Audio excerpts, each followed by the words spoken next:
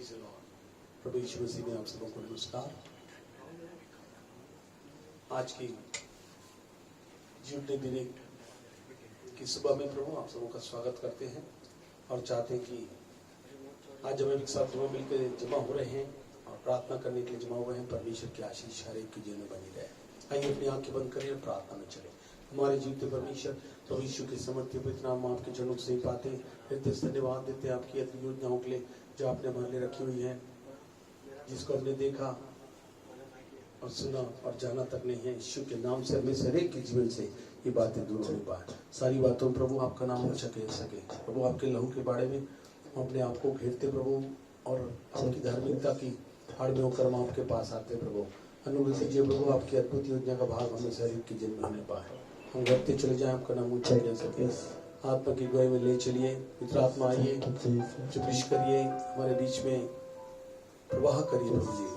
और आपकी सिद्धि योजनाएं जो महिमा के युग में अपनी कलीसिया को तैयार करते आपसे चलने के लिए तैयार होने की यीशु के नाम से पूर्ण होने पाए। धन्यवाद देते पूरे समय को पवित्र आत्मा आपके नियंत्रण में देते हैं।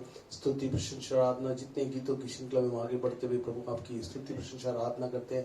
आप उतर आए और आपकी अद्भुत महिमा का भाग हमें शरीर की जीवन बेहतर है। धन्यवाद देते प्रभु, आपने हमारी प्रार्थना सुनी। पूरे समय को आपके नियंत्रण में देते हुए विनती को प्रभु यीशु के नाम से मांगते सुन ग्रहण करिए। आमीन आमीन आमीन। Praise the Lord. आइए अपन मिलकर प्रभु की महिमा के लिए गीत गाएं और उसकी जय जयकार करें। प्रभु कहते जब भी कोई मेरे पास आता है मैं भी उसके पास है। यीशु है पास, जब पास तेरे तुझको क्या है कमी।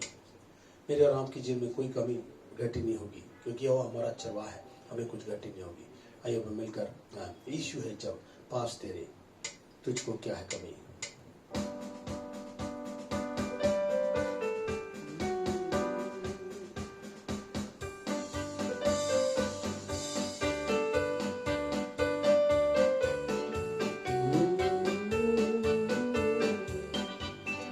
यीशु है जब पास तेरे तुझको क्या है कमी।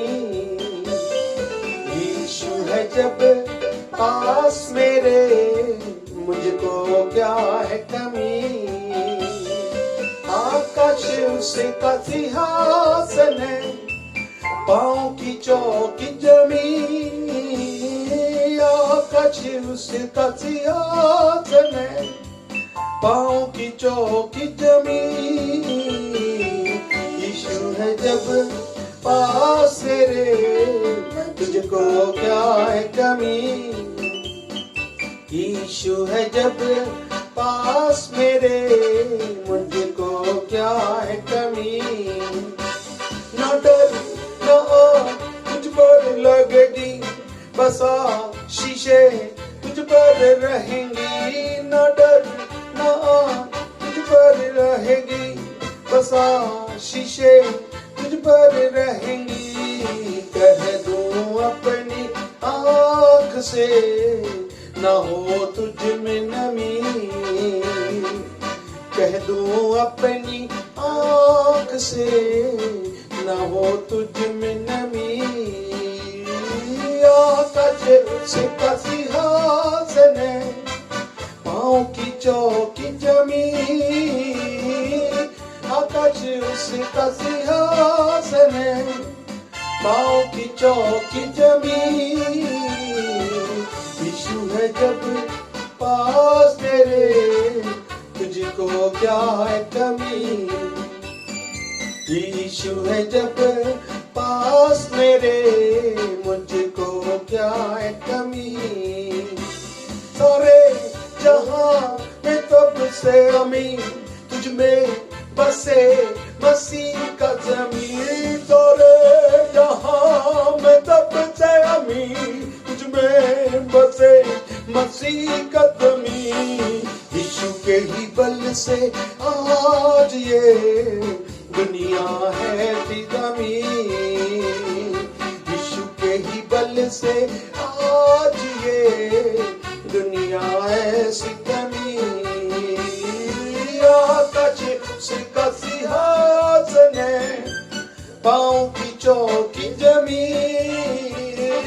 आकाश उसका सिंहासन है, पाँव की चौकी जमीन, यीशु है जब पास तेरे, तुझको क्या है कमी मेरी। यीशु है जब पास मेरे, मुझको क्या है कमी। हिम्मत न हो कर हौसले बुलंद, खुल जाएंगे वो द्वार जो है बंद। हिम्मत न हो कर हौसले बुलंद, खुल जाएंगे वो द्वार जो है बंद। चलते जा राहों में तू, चालना हो तेरी धीमी, चलते जा राहों में मैं, चालना हो मेरी धीमी। आकाश से कसियात ने पाँव की चौकी जमीन, आकाश से कसियात ने पाँव की चौकी जमीन। यीशु है जब पास तेरे, तुझको क्या है कमी। यीशु है जब पास मेरे, मुझको क्या है कमी। हालेलुया। जब यीशु अपने पास है, स्वर्ग सिंहासन है, पृथ्वी उसके चरणों की चौकी है, मिलकर प्रभु की महिमा करें और उसके नाम को ऊंचा उठाएं। आइए हम उसके लहू से साफ हो जाएं। लहू लहू यीशु का लहू गुनाहों को मेरे धोता है। जब हमारे पास है, धुलना बहुत जरूरी है, जिससे कि प्रभु की अद्भुत महिमा का भाग हमारे जीवन से प्रवाहित होने पाए।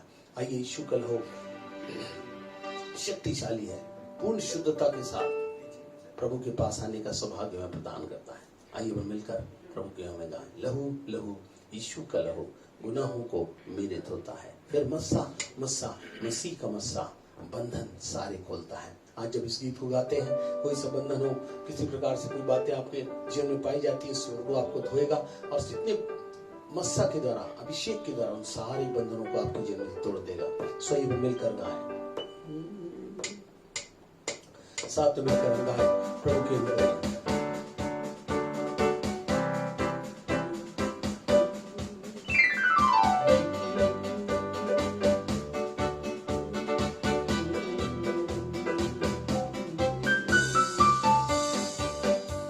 लहू लहू यीशु का लहू गुनाहों को मेरे धोता है।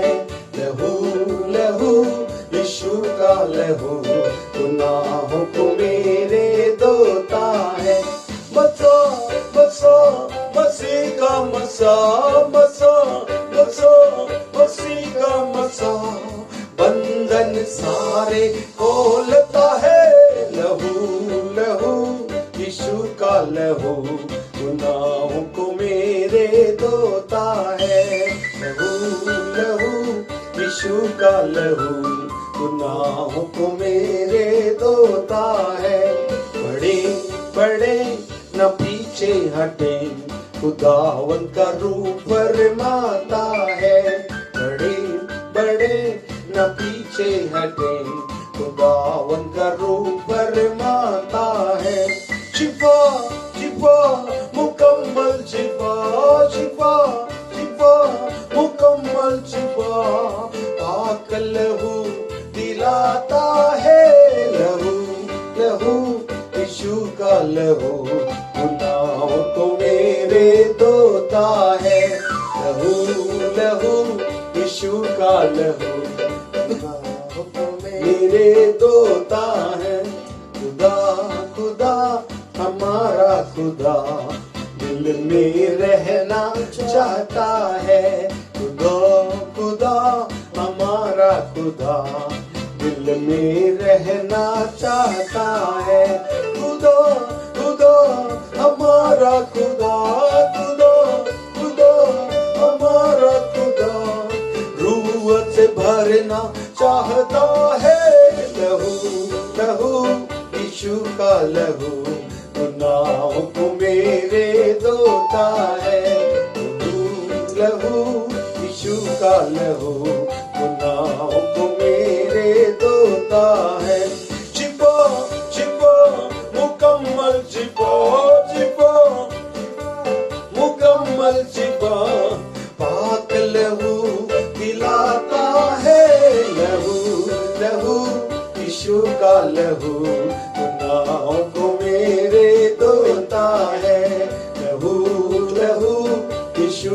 लहू गुनाहों को मेरे धोता है।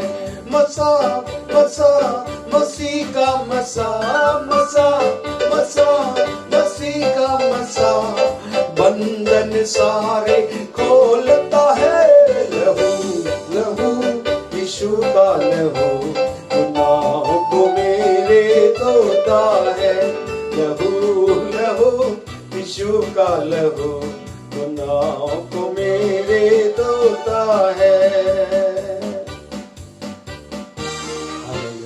सच में हमें केवल धोता ही नहीं है, बल्कि साथ साथ क्या करता है, आत्मा के द्वारा हमारी बंधनों को तोड़ देता है, हमें खोल देता है और हमारे दिलों में आकर रहता है। आइए हम उसकी महिमा करें, उसकी स्तुति और तारीफ करें और गीत को मिलकर गाएं। वही राजाओं का राजा, प्रभु का प्रभु है, सामर्थ में सबसे महिमा महिमा हो यीशु की, है ना। राजाओं का राजा, प्रभुओं का प्रभु, सामर्थ में सबसे महान, असंभव को संभव करने वाला। आइए हम प्रभु की उपस्थिति में हैं, हम प्रभु की आराधना की मुद्रा। आराधना मतलब परमेश्वर को कह देना कि हमारे लिए कौन है, किस प्रकार से कार्य करता है। आइए मिलकर इसको मिलकर कहें, आइए मिलकर गाएं। वो प्रेमी अनोखा है, शांति का राजा है, वो अल्फा ओमेगा और आशियों का सोता है। मिलकर हम प्रभु राजाओं का राजा, प्रभुओं का प्रभु, सामर्थ में सबसे महान। राजाओं का राजा, प्रभुओं का प्रभु, सामर्थ में सबसे महान। महिमा महिमा हो यीशु की, महिमा महिमा हो यीशु की, महिमा महिमा हो यीशु की, महिमा महिमा हो यीशु की, महिमा महिमा हो यीशु की, महिमा महिमा हो यीशु की, महिमा महिमा हो यीशु की, महिमा महिमा हो यीशु की। हालेलुया हालेलुया जय यीशु की। हाथ मिलाकर हालेलुया हालेलुया जय यीशु की, हालेलुया हालेलुया जय यीशु की, हालेलुया हालेलुया जय यीशु की। असंभव को संभव करने वाला प्रभु अनादि अनंत, असंभव को संभव करने वाला अनादि अनंत। महिमा महिमा हो यीशु की, महिमा महिमा हो यीशु की, महिमा महिमा हो यीशु की, महिमा महिमा हो यीशु की, महिमा महिमा हो यीशु की, महिमा महिमा हो यीशु की, महिमा महिमा हो यीशु की, महिमा महिमा हो यीशु की। हालेलुया हालेलुया जय यीशु की, हालेलुया हालेलुया जय यीशु की, हालेलुया हालेलुया जय यीशु की, हालेलुया हालेलुया जय यीशु की। प्रेमी अनोखा, शांति का राजा, करुणा का सागर। प्रेमी अनोखा, शांति का राजा, करुणा का सागर। महिमा महिमा हो यीशु की, महिमा महिमा हो यीशु की, महिमा महिमा हो यीशु की, महिमा महिमा हो यीशु की, महिमा महिमा हो यीशु की, महिमा महिमा हो यीशु की, महिमा महिमा हो यीशु की, महिमा महिमा हो यीशु की।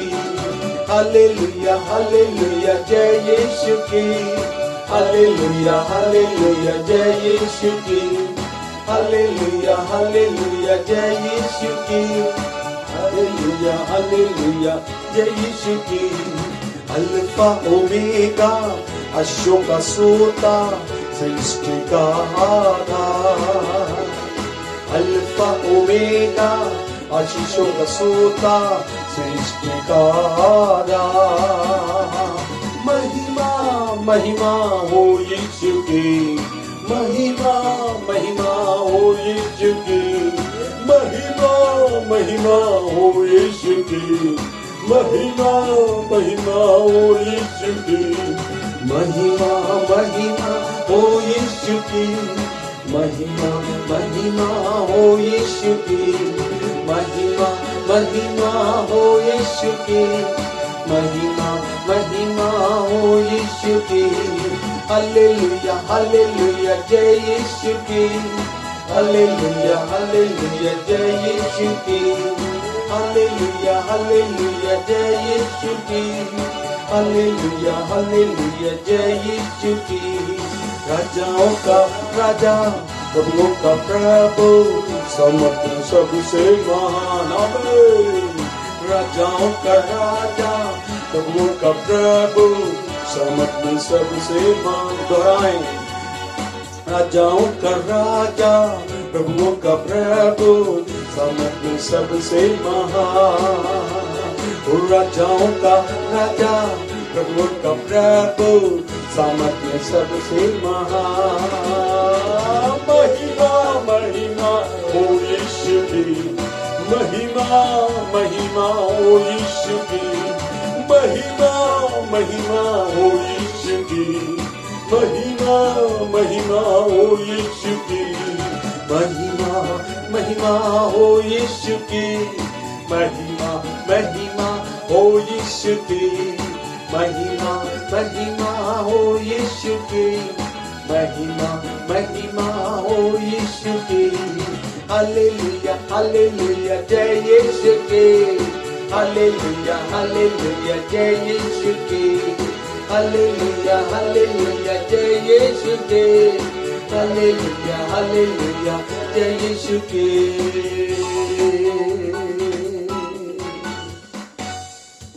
सचमुच में महिमा का परमेश्वर, जैसे हमने उनकी आराधना की, हमने महिमा की उनकी, हालेलुया आराधना करते अपने शरीरों को जीवित पवित्र और परमेश्वर को भाता हुआ चढ़ाया। परमेश्वर उपस्थित होकर असंभव को संभव करने के लिए, आशियों का सोता बनकर और सचमुच में सृष्टि का आधार बनकर, शांति का राजा बनकर, करुणा का सागर बनकर हमारे बीच में उपस्थित हो गया। कि प्रभु जो अनादि अनंत का परमेश्वर हमारे जीवन में चलता फिरता रहे, जबकि हमारे बीच में उपस्थित है। हम प्रभु का धन्यवाद करते हैं कि प्रभु ने अपनी उपस्थिति में हमारी स्तुति प्रशंसा और भेंटों को स्वीकार किया है। अब समय आया कि हम अपने भेंटों को देकर प्रभु की महिमा करेंगे और उसके पीछे चलने का निर्णय लेंगे। प्रभु तेरे पीछे मैं चलता रहूं, प्रभु तेरी सेवा में करता रहूं।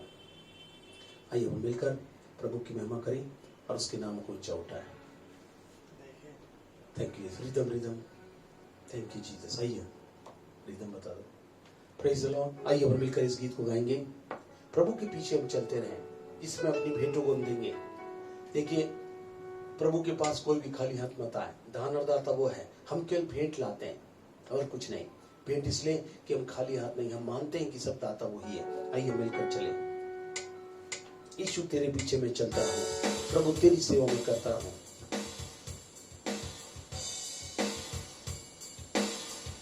आइए हम मिलकर इस गीत को गाएंगे इसी प्रकार से।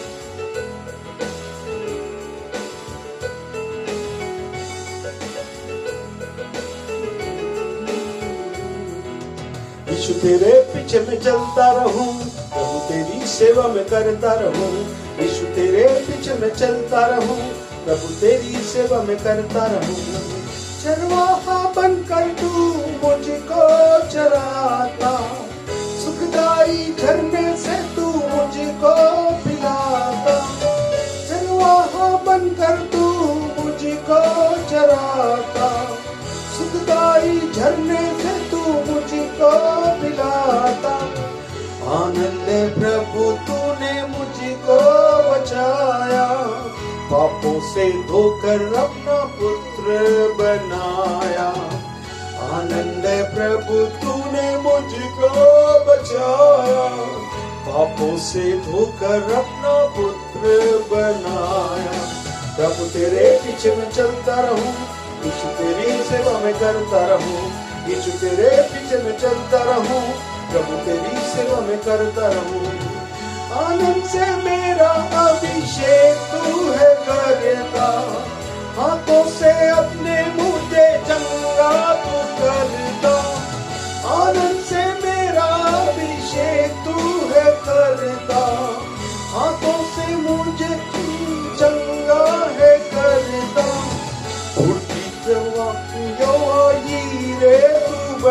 कर विजय देता यहोवा निस्सी तू बनकर, पूर्ति करता यहोवा हीरे तू बनकर, विजय देता तू यहोवा निस्सी तू बनकर। यीशु तेरे पीछे मैं चलता रहूं, प्रभु तेरी सेवा में करता रहूं। यीशु तेरे पीछे मैं चलता रहूं, प्रभु तेरी सेवा में करता रहूं। करुणा भलाई मेरे संग संग रहेगी, अनंत जीवन भी मुझको ही मिलेगा। करुणा भलाई मेरे संग संग रहेगी, अनंत जीवन भी मुझको मिलेगा। आएगा एक दिन प्रभु दूतों के संग, रहने स्वर्गी घर में हम जाएंगे उसके साथ। आएगा एक दिन प्रभु दूतों के संग, रहने स्वर्गी घर में हम जाएंगे उसके संग। तेरे पीछे मैं चलता रहूं, प्रभु तेरी सेवा में करता रहूं। यीशु तेरे पीछे मैं चलता रहूं, तेरी सेवा में करता रहूं। यीशु तेरे पीछे मैं चलता रहूं, प्रभु तेरी सेवा में करता रहूं। यीशु तेरे पीछे मैं चलता रहूं, प्रभु तेरी सेवा में करता रहूं। आइए अपनी आंखें बंद कर लें, हम प्रार्थना में चले। हमारे जीते परमेश्वर प्रभु यीशु के नाम से हम आपका हृदय से धन्यवाद करते हैं। अलौकिक सुबह में जिसमें हम स्तुति प्रशंसा आराधना के साथ और अपनी भेंटों में अपनी आस्था को प्रकट करते हुए प्रभु आपके चरणों से पा सकें। केवल आप विश्वास की मात्रा को देखते हैं, मैं पूर्ण विश्वास है अलौकिक रूप से एक अद्भुत सहायता को देने के लिए आप तैयार हैं, उपस्थित है, हमारे बीच में विचरण कर रहे हैं। हम आपका स्वागत करते हैं और आपको बहुतायत से अपने जीवन में राज्य करने के लिए अनुमति देते हैं। वचन के प्रबल माध्यम से आए और आत्मा के दौरान प्रभाव को हमारे जीवन में बहने दें। आज प्रकाशन और सब प्रकार की अद्भुत बातों का प्रभाव हमें से हर एक के जीवन में चलायमान हो जाए, क्रियान्वित हो जाए, ऐसी हम तुझसे कामना करते हैं। धन्यवाद देते प्रभु, आपने हमारी प्रार्थना सुना। पूरे समय को आपको देते हैं प्रभु, आपके हाथों में सुनने वाले कान, ग्रहण करने वाला हृदय, ऐसा चलने वाला जीवन दीजिए। आज जो भी प्रकाशन प्रभु अपने वचनों के द्वारा हमें देने जा रहे हैं, उसका लाभ हर एक लोग, हर एक श्रोता, हर एक भक्तगण जितने इसमें शामिल हैं सब के सब प्राप्त कर सके। जितनी रुकावट बाधाएं उनके बीच में, उनके आसपास मंडरा रही है, यीशु के नाम से सारी शक्ति प्रभाव को हुक्म देते हैं उनके जीवनों से दूर चली जाए और आपकी योजना और महिमा युक्त जीवन का अलौकिक भाव जो अलौकिक रूप से महिमामय रूप में हमारे जीवन में बहने के लिए तैयार है प्रभु जी, यीशु के नाम से हमारे जीवन में चलायमान हो जाए। धन्यवाद देते प्रभु, आपने हमारी प्रार्थना सुना। विनती प्रभु यीशु के नाम से मांगते हैं, आमीन, आमीन, आमीन। आइए हम परमेश्वर के वचन में चलेंगे और प्रभु की अद्भुत वाणी को सुनेंगे। सच में आज हम देख रहे हैं जीवन में प्रभु ने कुछ बातें बताई जो सबसे सुलेमान बुद्धिमान जो था उनके वचनों को देखकर नीति वचन को प्रभु ने याद दिलाया और उसमें से कुछ बातें दी। मैं आपके सामने स्पष्ट रूप से कहूंगा जो हमारे जीवन के लिए व्यवहारिक रूप से हमारे जीवन को सफल बनाएगा, चलायमान बनाएगा, सक्रिय बनाएगा और हमको उपयोगी पात्र बना देगा। आइए हम उसको पढ़ेंगे। नीति वचन उसका 30वां अध्याय 30th chapter of proverbs 24 to 28, 24 से 28 तक पढ़ेंगे। ध्यान से सुने। 24 से 28। यस। पृथ्वी पर 4 छोटे जंतु हैं जो अत्यंत बुद्धिमान हैं। चींटियां निर्बल जाति तो है, परंतु धूप काल में अपनी भोजन वस्तु बटोरती है। शपान बली जाति नहीं तो भी उनकी मांदे पहाड़ों पर होती है। टिड्डिया के राजा तो नहीं होता तो भी वे सब दल बांध बांध कर पलायन करती है। और छिपकली हाथ से पकड़ती तो जाती है तो भी राजभवन में रहती है। Okay, praise the Lord. हाँ, पृथ्वी पर 4 छोटे जंतु हैं जो कौन है? अत्यंत बुद्धिमान है। बताइए इन अंतिम दिनों में प्रभु ने कहा था किस बात में प्रार्थना करना? जिसको है बुद्धि घटी वो मुझसे मांगे और मैं उसे दूंगा। लिखा है तुम्हारी बुद्धि प्राप्ति का यत्न कभी भी तुम्हारे जीवन में घटने ना पाए। जो यहोवा का भय मानता है वो बुद्धि का मूल होता है। उसकी शुरुआत परमेश्वर के प्रेम के साथ होती है। मुझे पूर्ण विश्वास है जितने लोग बड़ी भक्ति और प्रेम में सप्ताह के प्रथम दिन के प्रथम समय में प्रभु के सन्मुख आकर बैठे और प्रभु इसमें शामिल हुए हैं, आत्मा के इस कलीसिया रूपी इस एफ्ता इमानुएल सभा में शामिल हुए, जो इस फेसबुक और यूट्यूब के माध्यम से चलायमान है, जहां हम कलीसिया के लोग एक साथ मिलकर प्रभु की आराधना करेगा। जितने भी श्रोता भी हैं सबके लिए ये सुंदर सौभाग्य है। प्रभु अत्यंत बुद्धिमान व्यक्ति के छोटे छोटे जंतुओं के द्वारा में बहुत अच्छे पाठ को, जो मेरे और आपके जीवन के लिए बहुत ही जरूरी ऐसे समय में है, उसका लाभ उठा सकते हैं। आप ध्यान से सुनेंगे 4 बुद्धिमान जंतु जो बताया गया, वो इसलिए कि बुद्धि सबके लिए आवश्यक है। प्रभु ने हर समय कहा था तुम बुद्धि के लिए प्रार्थना करना और समझ प्राप्ति का भी यत्न घटने न पाए। मगर इस बुद्धिमान सुलेमान ने इन 4 जंतुओं के, छोटे जंतु के माध्यम से अत्यंत बुद्धिमानी की बात मेरे और आपके जीवन को व्यवहारिक बनाने के लिए, आपको मालूम है मसीहत व्यवहारिकता में है। किसी ने पूछा मैं और आप क्या करते हैं ये मायने नहीं रखता, मैं और आप कैसे करते हैं ये मायने रखता। मेरे और आपके जीवन से मसीह कितना दिखाई देता है, मेरे और आपके जीवन की हर बातों में प्रभु यीशु दिखाई दे, प्रभु वो चाहते हैं। सो आइए हम वचनों में से मैं इसमें से कुछ बताना चाहूंगा कि इनको हम कैसे समझेंगे। ध्यान से सुनेंगे और सबका ध्यान एकाग्रित रहे। जितनी बातें कह रहे हैं उसका आपको पूरा पूरा लाभ मिलेगा। और आज से आप बुद्धि काहे के लिए दी जाती है, लिखा यहोवा के भय मानने से बुद्धि होती है और बुराई से बचने के लिए प्रभु समझ प्रदान करता है। ये दोनों बातों देकर आपको प्रभु ऐसा करेगा कि आप आगे बढ़ाई जा सके। आइए हम पढ़े इसी नीति वचन के इस बुद्धिमान जंतु, इसको क्यों कहा गया है, उस बुद्धिमानी की बात को वचन में ध्यान से सुनेंगे। जब लगातार सुनेंगे फिर मैं इनकी विशेषताओं को बताऊंगा क्यों उसको बुद्धिमान बताया। मगर पहले ये बुद्धिमान जंतु क्यों कहलाए। बुद्धिमानी कौन सी बात है जो 9वें अध्याय की इसी नीति वचन के 9वां अध्याय में चले, उसकी 9 आयत को पढ़ेंगे। 9 बुद्धिमान को शिक्षा दे वह अधिक बुद्धिमान होगा, धर्मी को चिता दे वह अपनी विद्या बढ़ाएगा। जी हाँ, बुद्धिमान को शिक्षा दे वो अधिक बुद्धिमान होगा। मैं ऐसा नहीं कर रहा हूँ कि आप बुद्धिमान नहीं हैं, प्रभु ने आपको बुद्धि दी है। मगर प्रभु कहता है फिर भी प्रभु ने बुद्धिमान जंतु के द्वारा सबसे ज्यादा बुद्धि देने वाला जिसको प्रभु ने दिया था, है ना, उसने ये बात लिखी। तो जिस बात को लिए तो हम जब प्रभु को भय मानने वाले को प्रभु ने बुद्धि दिया है, मगर प्रभु यहाँ पर कुछ बातें जरूर बताता है। बुद्धिमान को शिक्षा दे कि वो अधिक बुद्धिमान होगा।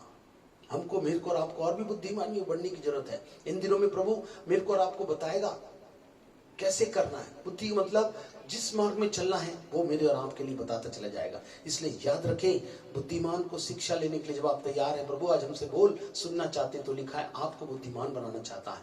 और धन्यवाद है, वो जब सुलेमान को बोला तुझे क्या चाहिए, उसने कहा मुझे बुद्धि दे, और उसको दे दिया गया। आज भी आज आपके जीवन में बहुत कुछ बातें मिल गई हैं, बहुत पाना भी चाहते हैं, मगर जो मिल गई है उसको चलाना बहुत कठिन है। जब लॉकडाउन है या परिस्थिति कैसी भी हो, इस समय बुद्धि की जरूरत सबको पड़ती है। और ऐसे समय परमेश्वर आत्मिक जगत में, विशेषकर महिमा के युग में जो सबसे बहुमूल्य समय है, इसमें बहुमूल्य कीमती बुद्धिमान मत्ता को परमेश्वर ने स्थान दिया है। आइए हम उसको देखें। इस 9:9 में हमने पढ़ा। इसके साथ इसके आगे चले 12वें अध्याय की 15वीं आयत में, इसी का नीति वचन 12-15 12-15 ऑफ प्रोवर्ब्स। मूढ़ को अपनी ही चाल सीधी जान पड़ती है, परंतु जो सम्मति मानता वह बुद्धिमान है। ठीक है, इसमें जो भी सम्मति इन बुद्धिमानों के जंतुओं के रूप में बताई जाएगी, लिखा जो उन सम्मति को मानता है वही व्यक्ति बुद्धिमान है। सवाल ये नहीं कि आपके पास मेरी बुद्धि कितनी है, बुद्धि चलाना बड़ी बात है। बोलते ना कैसे यूज कर सकते हैं आप चतुराई से, बुद्धिमानी से। ये बुद्धिमान प्रभु कहता है जो उसकी बातों को मानते हैं उनकी बुद्धि अच्छी होती है। हालेलुया। तो मानना बहुत जरूरी है। लिखा है सुनना, मानना और चलना। जहां प्रभु मेरे और आपके जीवन में इन बातों को हमें से हर एक को देना चाहता है। Praise the Lord. इसके साथ साथ इसी की 18वीं आयत पढ़िए। देखिए, केवल आपको ये क्या नहीं देगा, सम्मति मानकर केवल बुद्धिमानी नहीं बनाएगा, बल्कि क्या करेगा। देखिए 18वीं आयत। ऐसे लोग हैं जिनका बिना सोच विचार का बोलना तलवार की नाई चुभता है, परंतु बुद्धिमान के बोलने से लोग चंगे होते हैं। आपको मालूम था हीलिंग भी इस बुद्धिमानी के शब्दों के माध्यम से। प्रभु आपको कुछ शब्द कहेगा और वो बातें आप कहेंगे, और जैसे आप कहेंगे लिखा बीमार चंगे हो जाएंगे। वाह, व्हाट अ मिरेकल। इसलिए प्रभु ने कहा था अंतिम दिनों में चमत्कारी होगा। लोग आएंगे प्रभु यीशु के नाम से, जैसे ही इन बातों को कहेंगे सब कुछ क्या हो जाएगा, अच्छा हो जाएगा। कि मिलकर प्रभु की महिमा का भाग हमें से हर एक के जीवन में बढ़ता और बढ़ता और बढ़ता चला जाए। इसी के 13वें अध्याय में चले, उसकी 14वीं आयत। इसलिए जितने लोग बीमार हैं प्रभु उनको चंगा करने जा रहा है। इसलिए ध्यान से सुन लीजिए, जितने भी लोग बैठे हैं परेशान मत हो। यदि आप श्रोता हैं तो प्रभु कहता है इन सुनने के द्वारा आप अपने जीवन में चंगाई को प्राप्त करेंगे। 13 अध्याय की 14वीं आयत, 13-14 ऑफ प्रोवर्ब्स। बुद्धिमान की शिक्षा जीवन का सोता है और उसके द्वारा लोग मृत्यु के फंदों से बच सकते हैं। जी, जो लोग इस 4 जंतु बुद्धिमान की शिक्षा को प्राप्त करने जा रहे हैं वो जीवन का सोता बनने जा रहा है। वाह, आपका जीवन चलायमान हो जाएगा, स्प्रिंग लग जाएंगे उसमें। कुछ चीज रुकी रहे, कोई चीज बंद रहे तो भी आप चलते रहेंगे। और इतना ही नहीं, बुद्धिमान की शिक्षा को ग्रहण करने के साथ आप जीवन का सोता हैं, जीवन का सोता हैं। और इतना ही नहीं, उसके द्वारा लोग मृत्यु के फंदों से बच सकते हैं। कोई भी फंदा आजकल लोग किस प्रकार से ले जा रहा है पता नहीं चला, कितने लोग चले जा रहे हैं। प्रभु कहता है उससे बचाने वाला भी लिखा, बुद्धिमान की शिक्षा जीवन का सोता होती है और वही मेरे को और आपको मृत्यु के फंदे से बचाता है। इसलिए जितने लोग आज सुन रहे हैं प्रभु, उनके जीवन में कोई घटने से परेशान मत हो, डरे ना, घबराए ना। परमेश्वर आपको सब क्षेत्र में बचाने जा रहा है जहां प्रभु की अद्भुत महिमा का भाग अपने जीवन में प्राप्त करेंगे। इसी के साथ 14वें अध्याय की 16वीं आयत पढ़े, 14-16 ऑफ प्रोवर्ब्स। बुद्धिमान डर कर बुराई से हटता है परंतु मूर्ख ठीक होकर निडर रहता है। बुद्धिमान डर कर क्या करता है? बुराई से हटता है। मतलब प्रभु जब बुद्धि देगा तो आपके जीवन में आत्मिक परमेश्वर का भय रहेगा। लिखा है स्पिरिचुअल, है ना, रेवरेंशियल फियर। जब हम प्रभु को मानते हैं तो प्रभु बुद्धि देता है, इसलिए कि हम बुराई से क्या हो जाएं, हट जाएं। अधिकतर लोग फंस जाते हैं, अरे क्या बताया मैं बुराई में फंस गया था, दुर्घटना में फंस गया, बुरी घटना हो रही थी उसमें फंस गया, है ना, बुरा प्रभाव चल रहा था हमें फंस गया था। मगर प्रभु कहता है सबसे बचाने के लिए क्या है? लिखा, बुद्धिमान डर कर, किससे? परमेश्वर का भय मानकर बुराई से हटता है। यदि बुराई से हटना है तो जरूरी है प्रभु से हर समय जो जो बात आपको बताई जा रही है उसको आप जितना सुनेंगे उससे आप हर प्रकार की बुराई से, जो इन दिनों में वायरस बोलो, किसी हाउस बोलो, है ना, किस किस तरीके से फैल चुकी है कि कम्युनिटी में फैल चुकी, मतलब किधर से किसको लग जाए ये पता नहीं है। ऐसी अवस्था में मेरे को और आपको क्या करना है? बुराई से, बीमारी से, हवाओं से, वायरस से हटाने वाला कौन है? बुद्धिमानी से। जब हम परमेश्वर का भय मानकर उसके साथ उनके वचनों को सुनते हैं तो प्रभु हमें क्या करता है? बुराई से हटा देता है ना, और वो हमको सुरक्षित रखता है। इसके साथ साथ हम एक आयत पढ़ें, 24वीं आयत इसी की, 24th वर्स, 14-24। बुद्धिमानों का धन उनका मुकुट ठहरता है परंतु मूर्खों की मूर्ता मुड़ता है। जी हाँ, बुद्धिमानों का धन उनका मुकुट ठहरता है। हम लोग सबको मालूम है प्रभु मुकुट के लिए बुलाया है। लिखा है मैंने तुम्हें बड़े मुकुट के लिए बुलाया है, उस दौड़ को बड़े धीरज से दौड़ो। प्रभु ने कहा, पौलुस ने कहा मैंने अपनी दौड़ पूरी कर ली है, मेरे लिए मुकुट रखा है जिसमें प्रभु कहता है सब बुलाने वालों को प्रभु ने क्या रखा है? मुकुट। मगर वो मुकुट को कैसे प्राप्त? बुद्धिमानों का धन उनका मुकुट ठहरता है।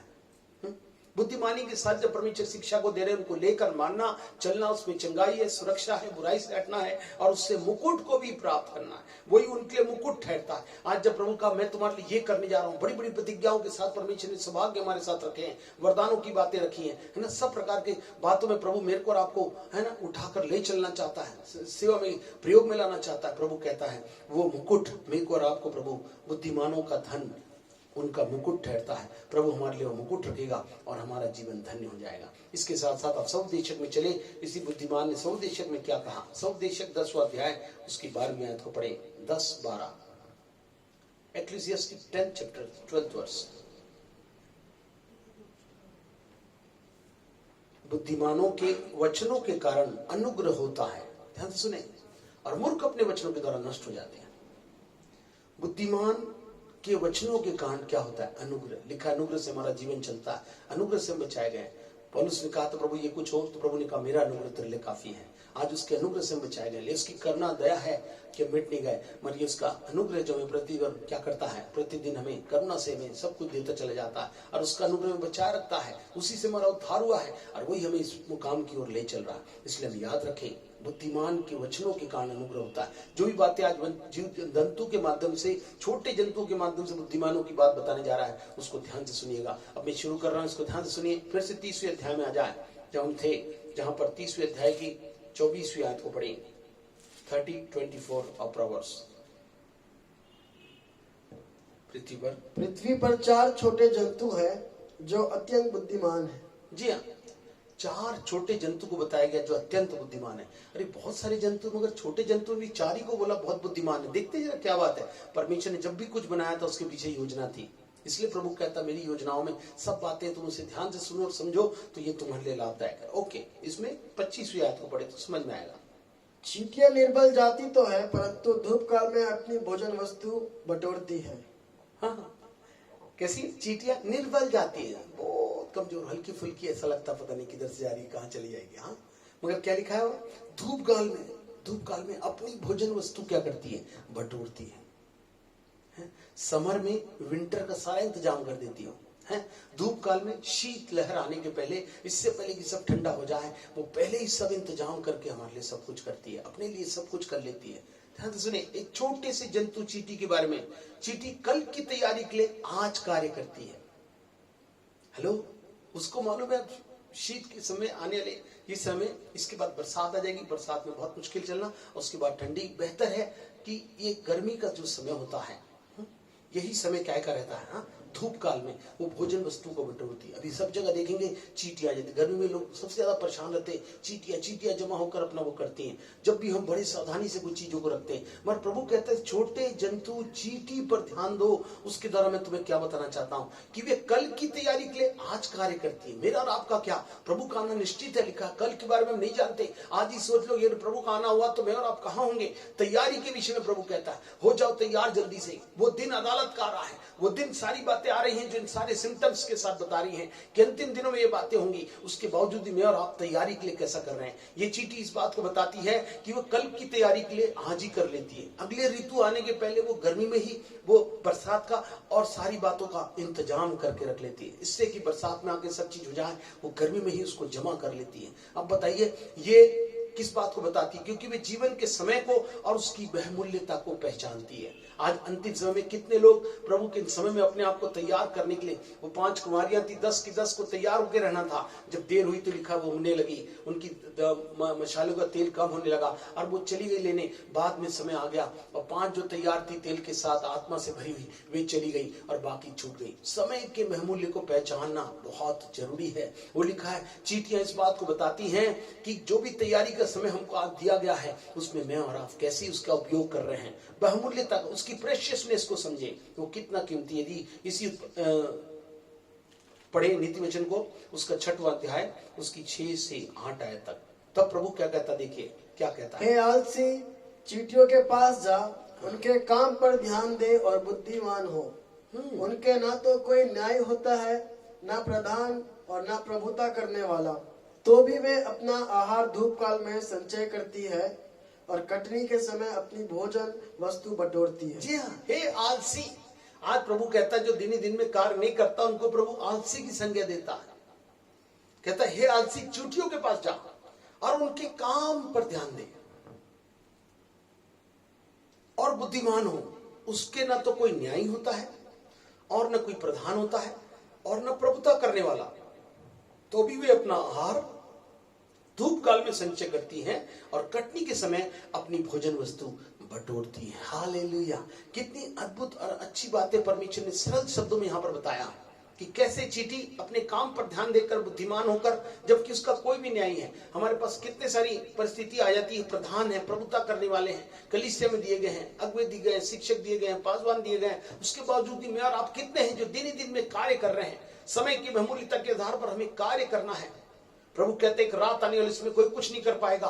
दिन ही दिन में काम करने वाला, एक रात आ रही, इसमें कोई काम नहीं कर पाएगा। इसलिए जागृत हो जाओ, प्रभु के लिए हर समय जागरूक रहो और कुछ न कुछ करते पा जाओ। दिन ही दिन में काम करना अवश्य है। एक रात आने वाली जिसमें कोई सामना नहीं कर पाएगा। चींटियों से हमें एक अच्छी शिक्षा मिलती है। वो क्या करती हैं? धूप काल में ही संचय करती है अपने भोजन का, आहार का, और कटनी के समय अपनी भोजन वस्तु को बटोर लेती है। यही समय है वो संचय करके उसको बटोर के अपने जीवन में रख लेने का। परमेश्वर इन दिनों में अभिषेक को, सामर्थ को और प्रकाशनों से भरपूर जीवन को हमें देना चाहता है, जिससे हम जैसे ही निकले हम सुसमाचार को भले संचय के साथ लोगों पर उद्धार, छुटकारा, छंगाई, आजादी के साथ पृथ्वी से स्वर्ग तक की सारी बातों को उनके जीवनों में क्या कर सके, बांट सके। प्रभु कहता है ये तैयारी के द्वारा हम इन बातों को सीख सकते हैं जिसमें प्रभु हमें चाहता है। इसी नीति वचन के 12वां अध्याय उसकी 24वीं आयत को पढ़े, देखिए क्या कहता है। 12:24 ऑफ प्रोवर्ब्स।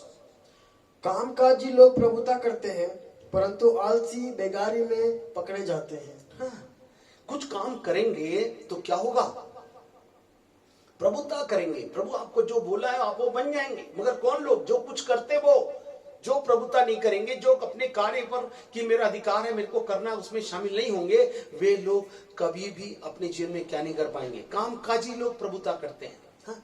कोई भी बात को हमको प्रभु ने बोला है वहां तक जाने के लिए मेरे को और आपको अपने आप को सक्रिय बनाना होगा। विश्वास कर्म भी ना मरा हुआ है। जो हम इस सच में चल रहे हैं तो प्रभु इन अंतिम दिनों में कार्य करने वालों को ढूंढ रहा है और प्रभु चाहता है कि मजदूर बहुत थोड़े हैं, काम बहुत करना है। आत्माओं को जितना है तुम्हारे लिए मुकुट में तैयार कर रहा हूं, घर तैयार कर रहा हूं। हम सब शासन करेंगे, सदा एक साथ रहेंगे, सारी परिस्थितियां बदल जाएंगी, सब कुछ भिन्न होगा और महिमा और आनंद से शांति से भरपूर होगा। तो प्रभु चाहता है कि हम याद रखें, कामकाजी लोग प्रभुता करते हैं। यदि आप प्रभु के लिए आज कुछ करेंगे निश्चित रूप से प्रभुता आपके पास होगी। प्रभु किसी अधिकार के साथ आपको इस्तेमाल करेगा और वहां पे आप प्रभु यीशु प्रभु है उसको आप अपने जीवन से, अपने कर्मों से, अपनी सेवा से प्राप्त करेंगे, जिसका मुकुट देने के लिए प्रभु आपको बुलाएगा, आपका वेलकम करेगा और बड़े आनंद के साथ अपने साथ रखेगा। हालेलुया। इस सौभाग्य को पाने के लिए चींटियों जैसी इस बहुमूल्य संदेश को जो उसने कहा था, जो समय की बहुमूल्यता को पहचानती है, हमको भी इस बात का ध्यान रखना है। आइए एक और आयत पढ़ें, 13वें अध्याय की 4थी आयत को पढ़ें। नीति वचन 13:4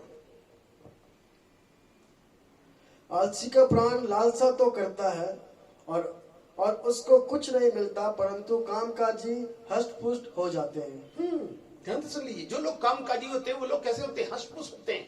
जब आप प्रभु के लिए कुछ ना कुछ करेंगे प्रभु आपको अच्छा रखेगा। हष्ट-पुष्ट मतलब हर क्षेत्र आपका भरा पूरा रहेगा। प्रभु बहुतायत का जीवन देने आता है। उसमें जितनी बातें, किसी भी लॉकडाउन में सब कुछ बंद हो, कुछ भी हो, तो भी प्रभु मेरे और आपके जीवन का सब कुछ चलाता जाएगा और वो चाहता है कि कामकाजी हष्ट-पुष्ट जाते हैं। आज प्रभु के लिए काम करने वालों को प्रभु ढूंढ रहा है और जितने ऐसा करेंगे प्रभु उनको हष्ट-पुष्ट कर देगा, उनको उनका भला करेगा, उनको संपन्न करेगा और उनका जीवन बढ़ता और बढ़ता और बढ़ता जाएगा। क्योंकि इसी की 11वीं आयत में भी कहता है, निर्धन के पास माल नहीं रहता, परंतु जो अपने परिश्रम से बटोरता उसकी बढ़ती होती है। यदि आप इस समय परिश्रम भी करेंगे तो प्रभु कहता है उससे क्या होगा? उसकी बढ़ती होती है। जो परिश्रम से बटोरता, आज जितनी मेहनत के साथ जो कुछ भी आप करेंगे परमेश्वर के राज के लिए लिखा है, उसकी क्या होगी? बढ़ोतरी होगी, उसकी बढ़ती होगी, वो प्रॉस्पर करेगा, वो उन्नत हो जाएगा और उसकी संपन्नता उसके जीवन में आ जाएगी। प्रभु कहता है ये सब आशीष मैं तुम्हें देना चाहता हूँ। इसलिए ध्यान से सुनो कि चींटियों कैसी जीवन के समय को मूल्य बनाई और उसका लाभ हुआ। प्रभु इन बातों को भी मेरे और आपके जीवन में बताना चाहता है। इसी प्रवर्स के 14वें अध्याय की 23वीं आयत में लिखा है 14:23 कि परिश्रम से सदा लाभ होता है। जो कुछ भी प्रभु के लिए आज काम कर रहे हैं लोग, भले लॉकडाउन में जहां भी अवसर मिल रहा है, जो भी सेवा का भाग आपको कलीसियाई रूप से या माध्यम से मिलते हुए प्रभु के लिए कार्य में शामिल हैं, प्रभु कहता है उससे कितने समय का लाभ होता है? लिखा सदा लाभ होता है ना, मल्टीपल ब्लेसिंग, टोटल बेनिफिट। आप जितने लोग भी इस समय में प्रभु का काम कर रहे हैं उनको प्रभु कहता है मैं सदा का लाभ उनको देता हूं। उनको डेफिनेट टोटल क्या होता है? बेनिफिट मिलता है। आज हमारे जीवन में सारी बातें मिलकर क्या हो जाएगी? सफल होंगी, उसका लाभ होगा। हम पूर्ण रीति से लाभ के साथ आगे बढ़ते चले जाएंगे और प्रभु का बड़ा काम होगा। इसके 20वें अध्याय की 13वीं आयत को ही पढ़ें। देखिए बुद्धिमान ने बहुत सारी बातें हमें पहले से ही कर दी है। प्रभु के लिए कुछ करना, हमें जागृत रहना, उससे लाभ ही होगा, उससे नुकसान नहीं होगा। हाँ देखिए आगे क्या लिखा। नींद से प्रीति न रख, नहीं तो दरिद्र हो जाएगा। आंखें खोल तब तू रोटी से तृप्त होगा। जी हाँ प्रभु कहता है इस समय सोने का समय नहीं है। आंखें खोल तब तो रोटी से तृप्त होगा। नींद से प्रीति रखेगा तो दरिद्र हो जाएगा, मगर जो आंखें खोलता है और प्रभु के सन्मुख देखता है प्रभु से रोटी से तृप्त करेगा। कोई भी भूखा और प्यासा नहीं होगा, क्योंकि प्रभु जो मुझ पर विश्वास करता है मैं उसे खिलाता और पिलाता हूँ। हालेलुया। चरवाहा बनकर मेरी और आपकी अगुवाई करता, भी हमने गीत गाया था। जो यीशु के पीछे सेवा करता और उसके पीछे चलता है, प्रभु उसके लिए सब काम करते हैं कि प्रभु की महिमा का अद्भुत भाग इस प्रकार से जुड़ा है। आज भी कुछ लोग हैं जो अतीत में जीते हैं, कभी कभी अपनी पुरानी बातों में, कोई दुश्मनी में फंस गया है, कोई पुरानी बात मेरा ऐसे ही चलता है। कई लोग ठोकर खाए थे, कई लोगों ने ठोकर मार दिया उनको, कई कभी अपने जीवन में असफल हैं, उसी को लेकर अतीत में जी रहे हैं लोग। अरे ऐसे ही था अतीत, अब क्या बताएं, लॉकडाउन में मेरा अतीत फिर वैसी का वैसी हो गया है, मेरी गाड़ी वहीं अटक गई है, फिर मैं असफल हो गया, निराश हो गया हूँ। मगर कुछ लोग ऐसे भी होते हैं जो वर्तमान में जीते। एक और प्रकार के लोग हैं जो वर्तमान में जी रहे हैं। अब कल किसने देखा? आज का सुख, आज का फल, इसको सोचते हैं। आज कितना सुख मिल रहा है, आज के लिए कौन सा फल है, बस मैं उस बात पे ध्यान देता हूं। कल के विषय में वो चिंता नहीं करते हैं। ऐसे लोग हैं कल के विषय में कोई चिंता फिक्र करते ही नहीं है। ऐसे प्रकार के लोग हैं जो आज के सुख और फल से रहते हैं, मगर नहीं, प्रभु कहता है मैंने विश्वास के साथ आशा दिया हुआ है। हम लोग वर्तमान से लेकर भविष्य तक के जीवन में एक साथ जीते हैं। यदि भविष्य की आशा है तो ही हमारा वर्तमान कुशल मंगल होगा। जिसके पास भविष्य की कोई आशा नहीं, उसके वर्तमान बहुत ही दुखद है, बहुत ही संकट और क्लेश से होकर गुजर रहा है और बहुत ही परेशानियों से फंसना पड़ जाएगा। इसलिए मगर तीसरे प्रकार के एक और प्रकार के लोग हैं, वो तीसरे प्रकार के लोग हैं जो भविष्य की महत्वता को समझते हैं, कल की आशा में जीते हैं। हाँ, हालेलुया। प्रभु कहता है कल की आशा में मेरे को और आपको जीना है ना? क्यों? क्योंकि भविष्य की महत्वता को समझना बहुत जरूरी है।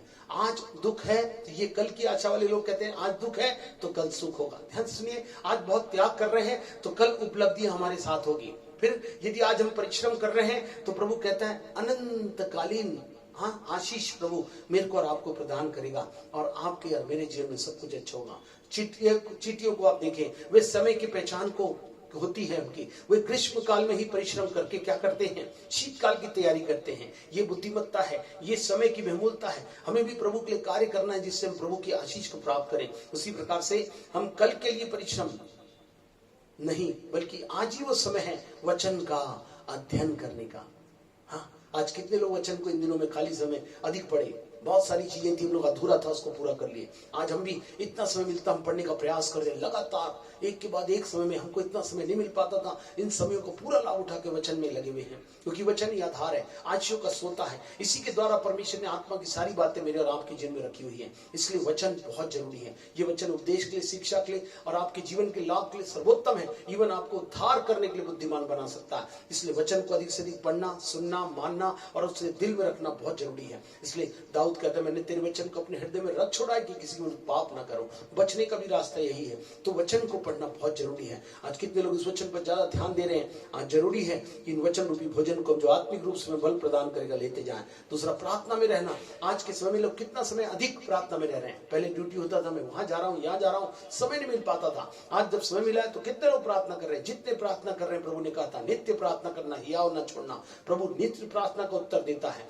और सच में प्रार्थना की बारिश ना हो, फिर प्रार्थना की बारिश हो जाए, एलिया ने, और लिखा प्रभु धर्मी जन की प्रार्थना के प्रभाव से सब कुछ हो सकता है। इसलिए आज का समय प्रार्थना करिए, प्रभु आपको सब कुछ देना चाहता है। और तीसरी बात, इन दिनों में क्या कर रहे हैं आप? उससे शिक्षा मिली है कि हमें परमेश्वर के प्रेम बनाए रखना है। परमेश्वर को पहला प्रेम देना। पहला प्रेम उसने हमसे किया, आज भी पहला स्थान प्रेम में परमेश्वर को दे।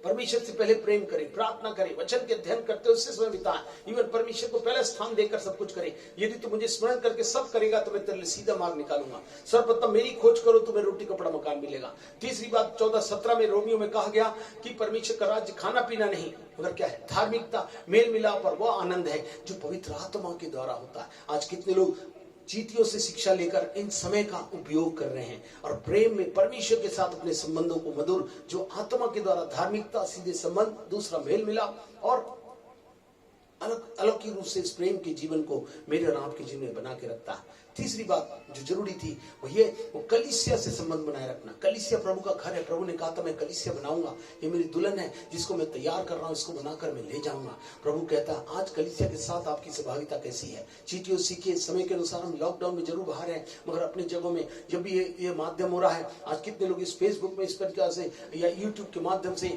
कलीसिया के समूह को हम अलग नहीं होने दे रहे हैं, इसमें जुड़े हुए हैं। कितने लोग आज कलीसिया के संबंध को स्थान दे रहे हैं। वे कहते जरूर खुल जाए तो हम चर्च आएंगे, मगर आज कितने लोग के लिए खुली हुई चीज चर्च चलकर उनके पास आ रहा है। प्रभु यीशु आ रहे हैं, प्रभु का वचन आ रहा है, आत्मा आ रहा है, प्रकाशन आ रहा है, सब प्रकार के चमत्कार आ रहे हैं, बुद्धिमानी की बात आ रही है। सब कुछ आने के बावजूद भी कितने लोग उसे ले पा रहे हैं? आज प्रभु चाहता है हम इस सत्य को समझ जाए। यदि हम समझे नहीं है तो याद रखिए कलीसिया संबंध बनाए। प्रभु ने कहा मैं कलीसिया लेने आने वाला हूँ, निर्दोष निष्कलंक कलीसिया जो प्रभु से मिलने के लिए तैयार है, उसके लिए मैं बहुत ही जल्द आने वाला हूँ। इसलिए प्रभु चाहता है कि हम इन बातों को भी ध्यान रखें।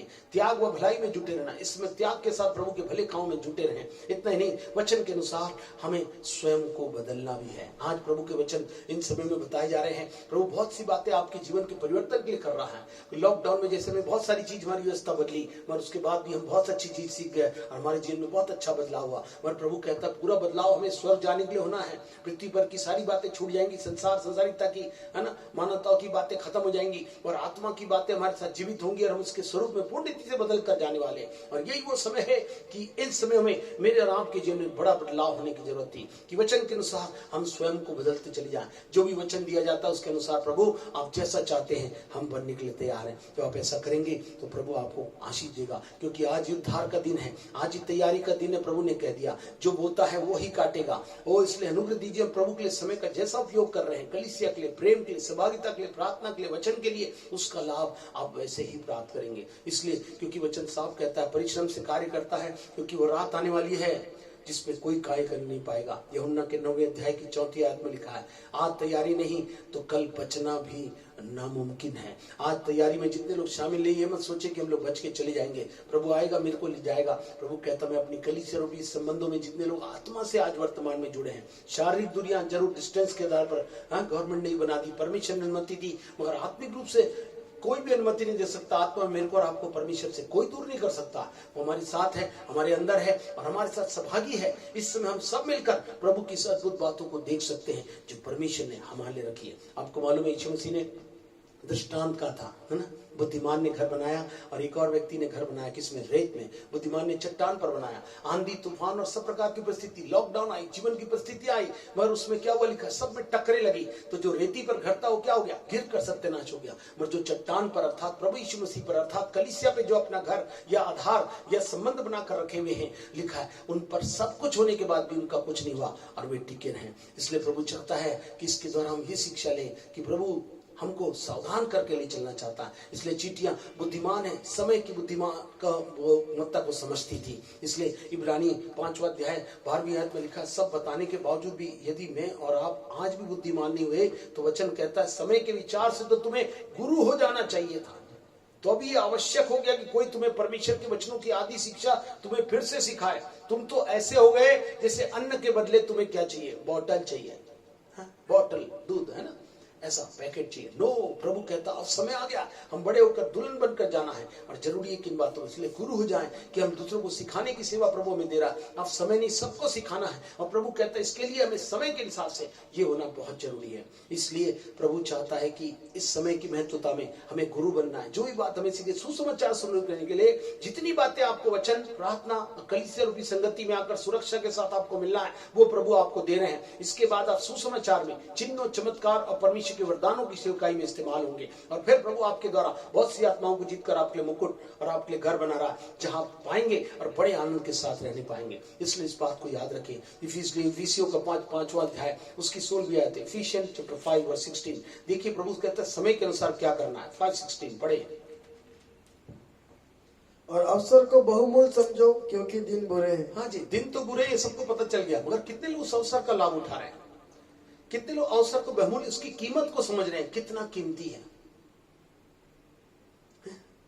हम लोग एक ही गाना आता है ना, वो गाते हैं हम लोग, तेरा लहू बड़ा, ये बिल्कुल कीमती है जो हमें अप्रोच देता है, मगर समय में उसके साथ उसके स्वरूप को प्राप्त करना। लहू तो हमें शुद्ध और साफ करेगा, बनाएगा कौन? इस अवसर में जितने लोग शामिल होंगे प्रभु अपने स्वरूप को देखकर लिखा, जैसा मैं हूं ऐसे तुम्हारा भी स्वभाव हो, मैं अपने स्वरूप में बदलकर तुमको ले जाऊंगा। ये स्वरूप में बदलने का समय, इसलिए अवसर के अनुसार जितने लोग चीटियों से ये शिक्षा ले रहे हैं उसकी बहुमूल्यता में आज बदलने के लिए वाणियों को लेते, वो जीवन को लाभ ही नहीं बल्कि उसके स्वरूप प्रदान करेगा, उसकी खूबियों को, उनके लक्षणों को, उनकी विशेषताओं को आपके जीवन शैली से प्रकट करने के लिए तैयार है, व्यवहारिकता से, कि हमारे जीवन से मसीह की ज्योति चमकने पाए, वो प्रभु दिखा रहा है। इसलिए कुलुस्सी उसका 4वां अध्याय उसकी 5वीं आयत में भी इसी प्रकार से लिखा हुआ है कि अवसर को बहुमूल्य समझकर बाहर वालों के साथ बुद्धिमानी से व्यवहार करो। क्या करो? अवसर बहुमूल्य समझकर व्यवहार। आज जरूरी है केवल अवसर को बहुमूल्य समझे इसलिए नहीं कि दिन बुरे हैं, मगर इसलिए भी कि हम उनके साथ कौन सा व्यवहार करते हैं। जहां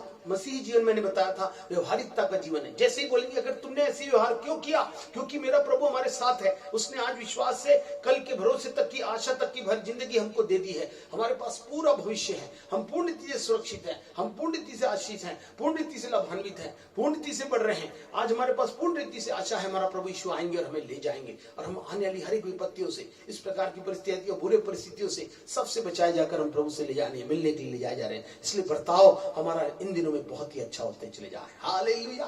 तो इस पहली शिक्षा को सुन लीजिए। इस छोटे जंतु चींटी से हमने जो सीखा, समय का उपयोग करके आज कलीसिया रूपी सहभागिता, प्रार्थना, वचन और उसके साथ मिलकर सेवा में सहभागिता, उपस्थिति, समर्पण और सहभागिता के साथ, वो भी तन, मन और धन के साथ, तन में उपस्थिति नहीं हो पा रही, कोई बात नहीं, हम आत्मा में उपस्थित हैं, मन से हृदय में रहे, मगर धन के साथ अपनी भेंटों, दशमांश और भेंटों के साथ अपनी वो कलीसिया के साथ जहां पर आपका आत्मिक जीवन की स्थिरता है, वो परिपक्वता है और बढ़ोतरी है, उसको आप अपने जीवन में प्राप्त करेंगे। आइए हम दूसरे भाग में चले, जो उत्पत्ति में नीति वचन में आ जाए, उसके 30वें अध्याय में उसकी 26वीं आयत को पढ़ेंगे। देखिए एक दूसरा जंतु जिसके बारे में हम सुन रहे हैं, जल्दी देखिए। शापान बलि जाती नहीं तो भी उनकी मांदे पहाड़ों पर होती है। हाँ, शापान सुना आपने कभी? ये जो मांदे मतलब पहाड़ों पर होती है ना, पत्थर वाली जगह, काला पत्थर पहाड़ होते हैं, वहां पर शापान, जिसको एक दूसरा नाम भी दिया गया है, ये एक ऐसे प्रकार का है जिसको बिज्जू कहा जाता है, चट्टानी बिज्जू। ये खरगोश से कुछ बड़ा होता है, ये विशेषकर अरब क्षेत्रों में पाया जाता है। जितने लोग रहेंगे वहां के पहाड़ी क्षेत्रों में ये पाया जाता है। कौन? शापान। क्या लिखा आपने पढ़ा था? शापान बलि जाती। हाँ, बिज्जू बलि जाती नहीं तो भी उनकी मांदे क्या होती है? पहाड़ों पर होती है। इसको है ना, दूसरा नाम इसका शापान कहा गया है। इसलिए ये जो बिज्जू हैं, ये क्या है? चट्टानी बिज्जू हैं, है ना। वो ये खरगोश से कुछ बड़े होते हैं, मगर आपको मालूम है ये जानवर कहाँ रहते हैं? मालूम है? ये पत्थरों में ही रहते हैं। सब ध्यान से सुनिएगा, कुछ गहरी बातें, जो बुद्धिमानी की बात यहाँ पर बताई गई है। इस जंतु को, छोटे से जंतु को, जो खरगोश से थोड़ा ही बड़ा रहता है, मगर ये पत्थरों में रहता है। मगर इसके दुश्मन कौन रहते मालूम है आपको? हाँ, चील और गिद्ध। चील और गिद्ध हम लोग सब जानते हैं, चील और गिद्ध को तो करीब करीब सभी लोग जानते होंगे ना। चील और गिद्ध ऐसे होते हैं, ये मांसाहारी पक्षी है। हाँ, ये मांसाहारी है, ये केवल मांसाहारी है ना, पक्षी का शोषण करते हैं और इस प्रकार से करते हैं। ये शापान का रंग कैसा होता है मालूम? ये बिज्जू का रंग कैसा होता है? पहाड़ों की चट्टानों जैसा, चट्टान जैसे रंग का होता है वैसे ही होता है, करीब करीब काला, समरूप काला के समान होता है, और वो वैसा ही रहता है। इसकी खो या बिल कहाँ होती है? ध्यान सुनिए, ये कहाँ रहता है? इसकी खो या बिल, छिपने की स्थान, रुकने की जगह कहाँ होती है? वो ही चट्टानों में होती है। और वो कहाँ रहता मालूम है आपको? जाता भी है ना बाहर तो उसके पास ही रहता है, खो के पास। किसके? जो बिल है ना उसके पास रहता है, वहीं पे वो सुरक्षित रहता है, उससे दूर जाने का प्रयास नहीं करता है। दुश्मन पक्षी जब भी हमला करते तो क्या करता मालूम है आपको?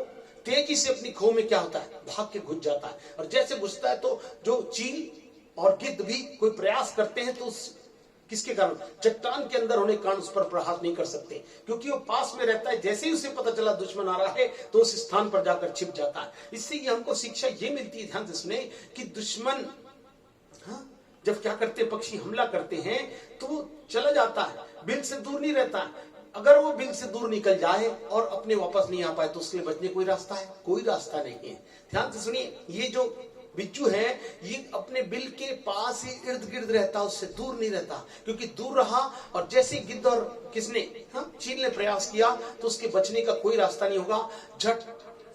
झपट्टा मार के वो क्या कर देगा? नाश कर देगा। इसलिए प्रभु ये बताना चाहते हैं, शापान या पहाड़ी बिज्जू की बुद्धिमत्ता को बताया गया। ध्यान से सुनिए, बुद्धिमत्ता, ये ध्यान से सुनिए, इसमें क्या है? ये थोड़ा बड़ा जरूर है, मगर अपने बिल से, अपनी खोज से दूर नहीं रहता।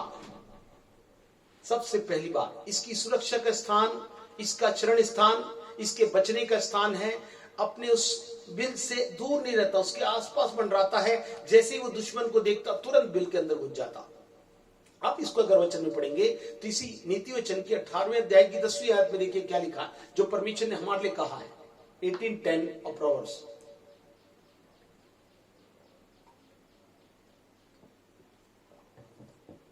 यहोवा का नाम दृढ़गढ़ है, धर्मी उसमें भागकर सब दुर्घटनाओं से बचता है। हाँ, यहोवा का नाम दृढ़गढ़ है और वो सबसे बच जाता है। हालेलुया। मेरे और आपके जीवन में परमेश्वर ने ऐसी बहुत सी जगह रखी जहां मेरे को और आपको बचने का सुंदर उपाय कर दिया। ध्यान से सुन लीजिए, प्रभु यहां पर बताना चाहता है। अब प्रभु ने हमको ही बताया, जब से प्रभु यीशु को जाने, प्रभु ने कहा यही घर तुम्हारा घर है सुरक्षित रहने का। मैंने भी बार बार अपने चर्चों में संदेश दिया कि इस घर से, आत्मिक घर से ही अपने पारिवारिक घर को, संसारिक घर की आप सुरक्षा प्राप्त कर सकते हैं। इसको शरण स्थान कितने लोग ने माना? कितने लोग ने भजन 91 में पढ़ा? जब ये परिस्थिति आए, जो यहोवा के छावे स्थान पर बैठा रहता है वही ठिकाना पाएगा, वही व्यक्ति सुरक्षित रहेगा, वहीं पर उसको किसी भी प्रकार के प्रहार से नहीं होगा, चाहे वो कोई भी काल हो, कोई भी मरी हो, किसी बात का प्रभाव उस पर ना होने पाएगा। कौन? जो वहां पर रहता है। आज कितने लोग इस बात को मानकर अपने जीवन में इसका प्रभाव कर रहे हैं, है ना। उसी प्रकार से भजन संहिता 46 उसकी पहली आयत में भी क्या लिखा मालूम है? वही हमारा कौन है? ध्यान से सुनिए, यदि उसे अपना नहीं बनाया है तो वचन क्या कहता है? 46 वर्ष, परमेश्वर हमारा शरण स्थान और बल है, संकट में अति सहज से मिलने वाला सहायक। जी, हमारा शरण स्थान भी वही है, हमारा बल भी वही है, और संकट में सहज से मिलने वाला परमेश्वर भी कौन है? हाँ, हमारा अपना जीवता परमेश्वर प्रभु यीशु मसीह। हालेलुया। कितने लोग उसे अपना शरण स्थान बना लिए, कितने लोग सुरक्षा के स्थान को अपना बना लिए हैं। प्रभु चाहता है कि इन बातों को हम याद रखें, जिससे कि प्रभु की इसी की 7वीं आयत को पढ़ें तो समझ में आएगा कि 46:7 सेनाओं का यहोवा हमारे संग है और याकूब का परमेश्वर हमारा ऊंचा गढ़ है। हालेलुया। याकूब का परमेश्वर, याकूब मतलब बचाने वाला है ना, हमको बचाकर जिसने खड़ा किया, अब्राहम, इसहाक और याकूब का परमेश्वर हमारा वही ऊंचा गढ़ है। सबसे ऊंचे पर गढ़ के रूप में मेरी और आपकी रक्षा करने वाले का नाम है हमारा जीवता परमेश्वर। हालेलुया। वो अब्राहम, इसहाक और याकूब का परमेश्वर है, वही हमारी रक्षा करता और हमें बचाकर ले चलता है कि मिलकर प्रभु की महिमा करें। इसलिए हमने पढ़ा था 91 उसकी पहली दूसरी आयत में कि जो परमेश्वर के क्या करता है, जो परम प्रधान की छाया में स्थान में बैठा रहे वह सर्वशक्तिमान की छाया में ठिकाना पाएगा। मैं यहोवा के विषय कहूंगा, वह मेरा शरण स्थान और गढ़ है, वह मेरा परमेश्वर है, मैं उस पर भरोसा रखूंगा। और इस प्रकार से उसकी 9वीं और 10वीं आयत में लिखा है, हे यहोवा तू मेरा शरण स्थान ठहरा है, तूने जो परम प्रधान को अपना धाम मान लिया है, इसलिए कोई विपत्ति तुझ पर ना पड़ेगी और न कोई दुख तेरे निकट आएगा। आज विपत्ति और दुख नहीं आने का कारण एक ही है, जो अपने जीवनों में कलीसिया को अपना शरण स्थान आधार बनाकर उसको अपना धाम बना ले। कई लोग धाम की लंबी लंबी यात्रा करते हैं, कई सब धाम अभी बंद हो गए, कोई किस स्थान पे नहीं जा सकता, मगर अपने धाम में आप आत्मा के साथ, जब ये धाम ही है जिसमें हम बैठे और एक साथ चल रहे हैं, यहीं पर हमारी सुरक्षा है। इसमें जितने लोग सहभागी हो रहे हैं उसको अपना आधार मान लिए, यहीं से मेरे परिवार की, वर्तमान की, भविष्य की सारी सुरक्षा इसी में प्रभु ईश्वर ने रखी है। जब ऐसा मानेंगे तो प्रभु हमको आशीर्वादित करेगा। यहाँ पर जो मैं बताना चाहता हूँ, ये सुरक्षित स्थान कहाँ है, ये हमारा परमेश्वर। देखिए पढ़े नीति वचन उसका 14वां अध्याय उसकी 26वीं आयत, प्रोवर्ब्स चैप्टर 14 वर्स 26 को पढ़े तो समझ में आएगा। 14:26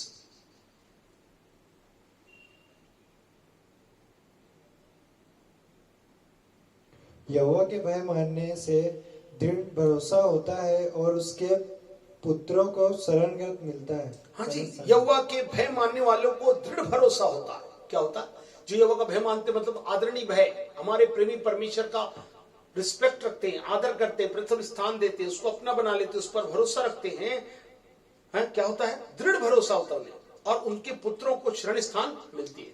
भरोसे के साथ आपकी सुरक्षा ये कहां मिलेगी?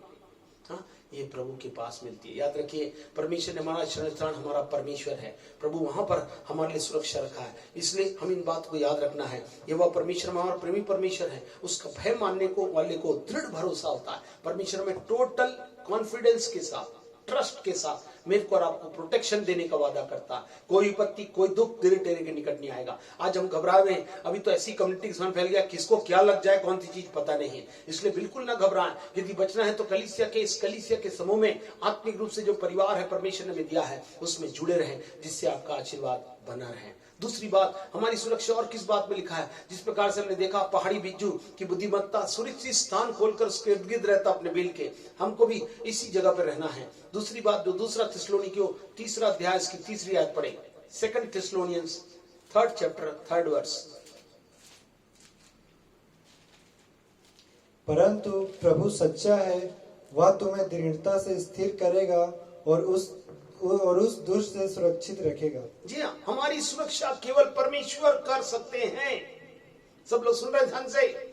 आज आप कोई भी सुरक्षा के तैयार कर लीजिए, मैं ये लगाया, मैं वो लगाया हूं, मैं ऐसा कर रहा हूं। उसके बाद भी हमने सुना कई लोग जो बहुत सेवा दे रहे थे, उसमें डॉक्टर से लेकर इवन नर्सेस से लेकर और कंपाउंडर तक सारे लोगों पर ये इफेक्ट हुआ है। अधिकतर लोग इसमें संक्रमित हो गए। मगर प्रभु कहता है, प्रभु के लोगों ध्यान से सुनो, दुनिया में कुछ भी चलता रहे, किसी का प्रभाव तुम्हारे पर नहीं है, उसका एक ही रास्ता है लिखा, हमारी सुरक्षा केवल परमेश्वर कर सकते हैं। क्योंकि लिखा, परंतु प्रभु सच्चा है, वह तुम्हें दृढ़ता से स्थिर करेगा और दुष्ट से सुरक्षित रखेगा। कितने दुष्ट प्रभाव, कितने वायरस, कितने प्रकार की रीतियां, कितने प्रकार के प्रभाव हवाओं में, परिस्थितियों में, वातावरण में क्यों ना हो जाए, इन सब से बचाने की शक्ति प्रभु यीशु मसीह के पास है। इसलिए याद रखें, हमारा सुरक्षा केवल परमेश्वर कर सकते हैं। जो प्रभु यीशु मसीह ने उसने वादा किया वही तुम्हें हर दुष्टता से, हर दुष्ट बातों से, दुष्ट योजनाओं से, बुराइयों से, बुरे प्रभावों से वो तुम्हें सुरक्षित रखेगा। इसलिए ये बात जरूरी है, शरण स्थान में हम अपने परमेश्वर को अपना आधार बना लें। दूसरा, सुरक्षा केवल उसी से मिलेगी। एक और बात जो पहला थिस्सलुनीकियों 5वां अध्याय की 23वीं आयत में लिखा, 1 Thessalonians 5:23, वहां पर क्या लिखा पढ़े? 5:23 of 1 Thessalonians। यस, शांति का परमेश्वर आप ही तुम्हें पूरी रीति से पवित्र करे और तुम्हारी आत्मा और प्राण और देह हमारे प्रभु यीशु मसीह के आने तक पूरे पूरे और निर्दोष सुरक्षित रहे। जी हाँ, पूरे और निर्दोष सुरक्षित रखने का वादा परमेश्वर करते हैं। शांति का परमेश्वर आप ही तुम्हारी आत्मा को, प्राण को और देह को, वाह, तीनों का पूरा पूरा प्रोटेक्शन का वादा परमेश्वर ने अपने लोगों के लिए कर रखा है। कितने लोग विश्वास करते हैं हमारी सुरक्षा केवल परमेश्वर ही है जो हमारी आत्मा की रक्षा कर सकते हैं। वो जीते परमेश्वर प्रभु यीशु मसीह मेरी और आपकी रक्षा कर सकते हो। शांति के राजकुमार बनकर शांति का परमेश्वर आप ही तुम्हें पूरी रीति से पवित्र करे और तुम्हारी आत्मा, प्राण और देह प्रभु यीशु मसीह के आने तक पूरे पूरे और निर्दोष सुरक्षित। प्रभु का आना बहुत जल्दी निकट है, मगर उसके समय परिस्थितियां बिगड़ रही हैं। प्रभु ने कहा अभी कुछ भी वातावरण अच्छा नहीं होगा, सब चीजें बिगड़ती चली जाएंगी। ऐसे समय प्रभु आपको सुरक्षित रखने वाला एक ही है जो आपकी आत्मा को, दूसरा आपके प्राण को और तीसरा आपकी देह को सुरक्षित रखेगा। आप, आपका परिवार, आपके बच्चे, आपके संबंधी के लिए आप बहुत चिंतित हैं। कई लोग के संबंधी दूर है, उससे बहुत परेशान है। प्रभु में यदि आप विश्वास करते हैं और यदि वे प्रभु में बने रहे तो उनको किसी प्रकार की हानि नहीं होगी। उनकी रक्षा करने के लिए परमेश्वर कहता है, मैंने जो बिज्जू की कहानी बताई, जंतु वो पास में रहकर अपने जीवन को सुरक्षित रखते हैं, वैसे ही जो शरण स्थान अपने परमेश्वर प्रभु को बना लेंगे और उस सुरक्षा केवल परमेश्वर कर सकते हैं, हमने देखा। और इतना ही नहीं, लिखा हमारी आत्मा, प्राण, शरीर को पूर्ण रीति से पूरी निर्दोष करके सुरक्षित रखने का भी वादा करते हैं वो हमारे प्रभु यीशु मसीह है। इसलिए प्रश्न ये उठता है कि हमारा निवास कहाँ है, हम अपना धन कहाँ रखे हैं, हम अपने आप को कहाँ पर बसा के रखे हैं। कहीं भी सुरक्षा नहीं है। परमेश्वर के सुरक्षित शरण से दूर, शैतान के आक्रमण के दायरों में तो नहीं है। ध्यान से सुन लीजिए, कोई भी दायरा हमने रखा है। सब लोग आज रखते हैं सामान, अपने पैसों को रखें, कोई कहीं रखा है, कोई चीज को रखे हुए हैं, कहीं तो रख दो, मौसम अच्छा नहीं है, कुछ तो बचा के रखेंगे। मगर वचन कहता है शैतान के दांव से बचना इतना आसान नहीं है। यदि आप परमेश्वर के साथ हैं, यहाँ पर हैं, तो ही सुरक्षित हैं। आप कितनी भी बुद्धिमानी चालाकी कर ले, शैतान मास्टरमाइंड है दुनिया में। आपके पैसों का भी एक जन प्रार्थना के विषय को लेकर आया था, उनका पैसा रखा जाता, उसके बाद गायब हो जाता, पता नहीं कहां गया। उनके लिए प्रार्थना की गई और उनके लिए बताया गया इस सुरक्षा के लिए आप उस जगह पर ही अपने पैसे को और अपने जीवन को रखें जहां पर सुरक्षित होगा। हमारा जीवन परमेश्वर में, कलीसिया में सुरक्षित है। उसी प्रकार से हमारा धन भी, जो अपनी दशमांश और भेंटों के साथ प्रभु के सन्मुख आते हैं, तो हमारे धन को कोई भी सेंध नहीं मार सकता। वो किसी प्रकार से बीमारी में या किसी बात में हमारा पैसा खर्च नहीं होगा, बेकार नहीं जाएगा, लूट नहीं जाएगा, कोई उससे किसी प्रकार से हेर और फेर नहीं पाएगा। प्रभु कहता है ये सुरक्षा का वादा मैंने तुमसे कर दिया है। इसलिए याद रखें, शापान जंतु की शिक्षा जानता है, वो समझ होती है उसको, उसकी क्षमता क्या है, उसकी कमजोरियां क्या है। आज लोग ध्यान से सुनिए, उसकी क्षमता क्या उसको मालूम था। ये खरगोश से, हेलो ध्यान से सुनिए, ये खरगोश से थोड़ा बड़ा होता है मगर ये बड़ा मजबूत होता है। मगर इसकी कमजोरी क्या है, ये दूर जाकर बच नहीं सकता। जैसे दो मांसाहारी है, उठाकर इसको ले जाएंगे अगर ये सुरक्षित नहीं पहुंचा। इसलिए वहां नीचे जितने रहते हैं उनको तो सामना देख के संभाल सकता है, उससे उनको डर नहीं है। डर किससे है? इस प्रकार के आक्रमण करने से। इसलिए प्रभु कहता है, ध्यान से समझने का प्रयास करें, जो प्रभु कहता है कि उसकी क्षमता क्या है और उसकी कमजोरियां क्या है। कुछ परमेश्वर को जानते हैं व्यक्तिगत रूप से, चलो ध्यान से सुनिए, परमेश्वर को अच्छे जानते मगर अपनी कमजोरियों को नहीं जानते। कुछ हैं जो कमजोरियों को जानते हैं मगर परमेश्वर की, परमेश्वर के साथ उनका संबंध कैसा है उसको नहीं जानते। उदाहरण आपको पतरस बताता हूं। जैसे पतरस क्षमताओं का मूल्यांकन अच्छे से करता था, मैं परमेश्वर के साथ रहकर सब कर लूंगा प्रभु, मगर वो अपनी कमजोरी जानता था क्या? नहीं जानता था। प्रभु ने बोल दिया था 3 बार तू मेरा इनकार कर देगा। तेरी कमजोरी के लिए मैंने प्रार्थना की है कि जब तू ऐसा होना तो तू जाता न रहे, जब आए ना तो लोगों को जीत ले जाए। ये 2 बातें बहुत ही इंपॉर्टेंट है जिसमें प्रभु हमको बताना चाहता है कि याद रखें, कुछ परमेश्वर को जानने पर व्यक्तिगत कमजोरियां क्या है इसे नहीं जानते और नहीं स्वीकार करना चाहते हैं। आज भी लोग परमेश्वर को जानने के बाद कहते हैं मैं तो व्यक्तिगत रूप से बहुत नहीं, अपनी कमजोरियों को पहचान कर चले। जिस प्रकार से ये शैतान और ये बिज्जू, उसको मालूम है मेरे बचने का एक ही रास्ता है, जितनी दादागिरी में वही दिखा सकता हूं, मगर जैसे ये प्रभाव होगा तो मुझे शरण स्थान में ही रहना होगा, तभी मैं बच सकता हूं, अन्यथा मेरे बचने का कोई रास्ता नहीं। मेरा, मेरे घर का, मेरे संबंधों का बचाव कहीं नहीं है सिवाय प्रभु यीशु के हाथों में, उसके चरणों में, उसकी कलीसिया में, उसके समूह में ही परमेश्वर ने मेरे को और आपको ये सुरक्षा दे के रखी है। इसलिए याद रखिए, कुछ कमजोरियों को जानते हैं मगर परमेश्वर को नहीं जानते। मगर परमेश्वर कहता है इसी शैतान के साथ ये कमजोर पड़ गया, उसको मालूम था प्रभु की शक्ति जबरदस्त है, मगर जैसे अलग हुआ तब उसको बोला, शैतान ने उसको पूछा जानता है क्या, 3 बार उसने ना ना और ना बोल दिया, इनकार कर दिया था। प्रभु क्या बताना चाहते हैं, प्रभु यीशु मसीह का 3 बार इसलिए इनकार किया कि शैतान की समझ क्या होगी, हाँ, समझा था वो कमजोर पड़ गया, सोचा नहीं कुछ नहीं कर पाएगा, मैं रहूंगा ना प्रभु, मरने के लिए भी तैयार हूं, भाग गया, 3 बार ना बोल दिया। कभी कभी हम अपनी कमजोरियों को समझने के लिए प्रभु के पास रहें। परमेश्वर वह कमजोरियों को जानना, वह समझना विजय प्राप्त करने के लिए बहुत आवश्यक है। परमेश्वर को भी जाने और अपनी कमजोरियों को भी जाने, जिससे कि प्रभु क्या करेगा, हाँ, मेरे को और आपको क्या करेगा, विजय प्राप्त करने के लिए, जिससे हम तैयारी कर सके, वचन के द्वारा सिद्धता की ओर और बढ़ सके। प्रभु इन वचनों के द्वारा बार बार क्यों चेतावनी देता है, क्यों शिक्षा के द्वारा बुद्धिमान आपको लाभ प्रदान करेगा, क्यों सुरक्षा प्रदान करेगा, चंगाई भी उसी में है, बढ़ोतरी भी उसी में है, सब प्रकार की आशीष उसी में दिया हुआ है। फिर भी आज कितने लोग उसको मान के चल रहे हैं। प्रभु चाहता है कि उन बातों को भी याद रखें। यदि विजय प्राप्त करना है, जिससे तैयारी कर सके, वचन के द्वारा सिद्धता की ओर बढ़ सके, गली से ही वो स्थान है जहां पे प्रभु अपनी सारे कार्य कर रहा है। वो हमें समझता है, हाँ, कि शरण स्थान परमेश्वर है, वही चट्टान है ना, उसके साथ निकट हमें बने रहना है, उसमें बने रहना है। यदि दूर है तो हमला शैतान का हो सकता है, मगर शैतान की भांति शक्तिशाली न होते हुए भी हम तमाम शैतानी ताकतों से बचे रह सकते हैं। शैतान बहुत शक्तिशाली था, नीचे का कोई नहीं मार सकता था सिवाय उसके चील और गिद्ध के। फिर भी उसको मालूम है जब ये चले ना तो मेरे को उसी स्थान पर जाना है। नीचे से वो पूरा शहंशाह था, मगर वहां पर आकर पता नहीं, मगर हम तो न नीचे रहते न ऊपर, ना आत्मिक रूप से यहाँ पे मजबूत है परमेश्वर के साथ रहकर, नहीं अपनी कमजोरियों से बच कर अपने आप को सुरक्षित परमेश्वर के साथ रहकर, मेरी ये कमजोरी प्रभु में बेहतर यहाँ रहूंगा ना तो बच जाए। ये आपको समझ के बस प्रभु के पास रहना है, बाकी प्रभु आपको बचाएगा।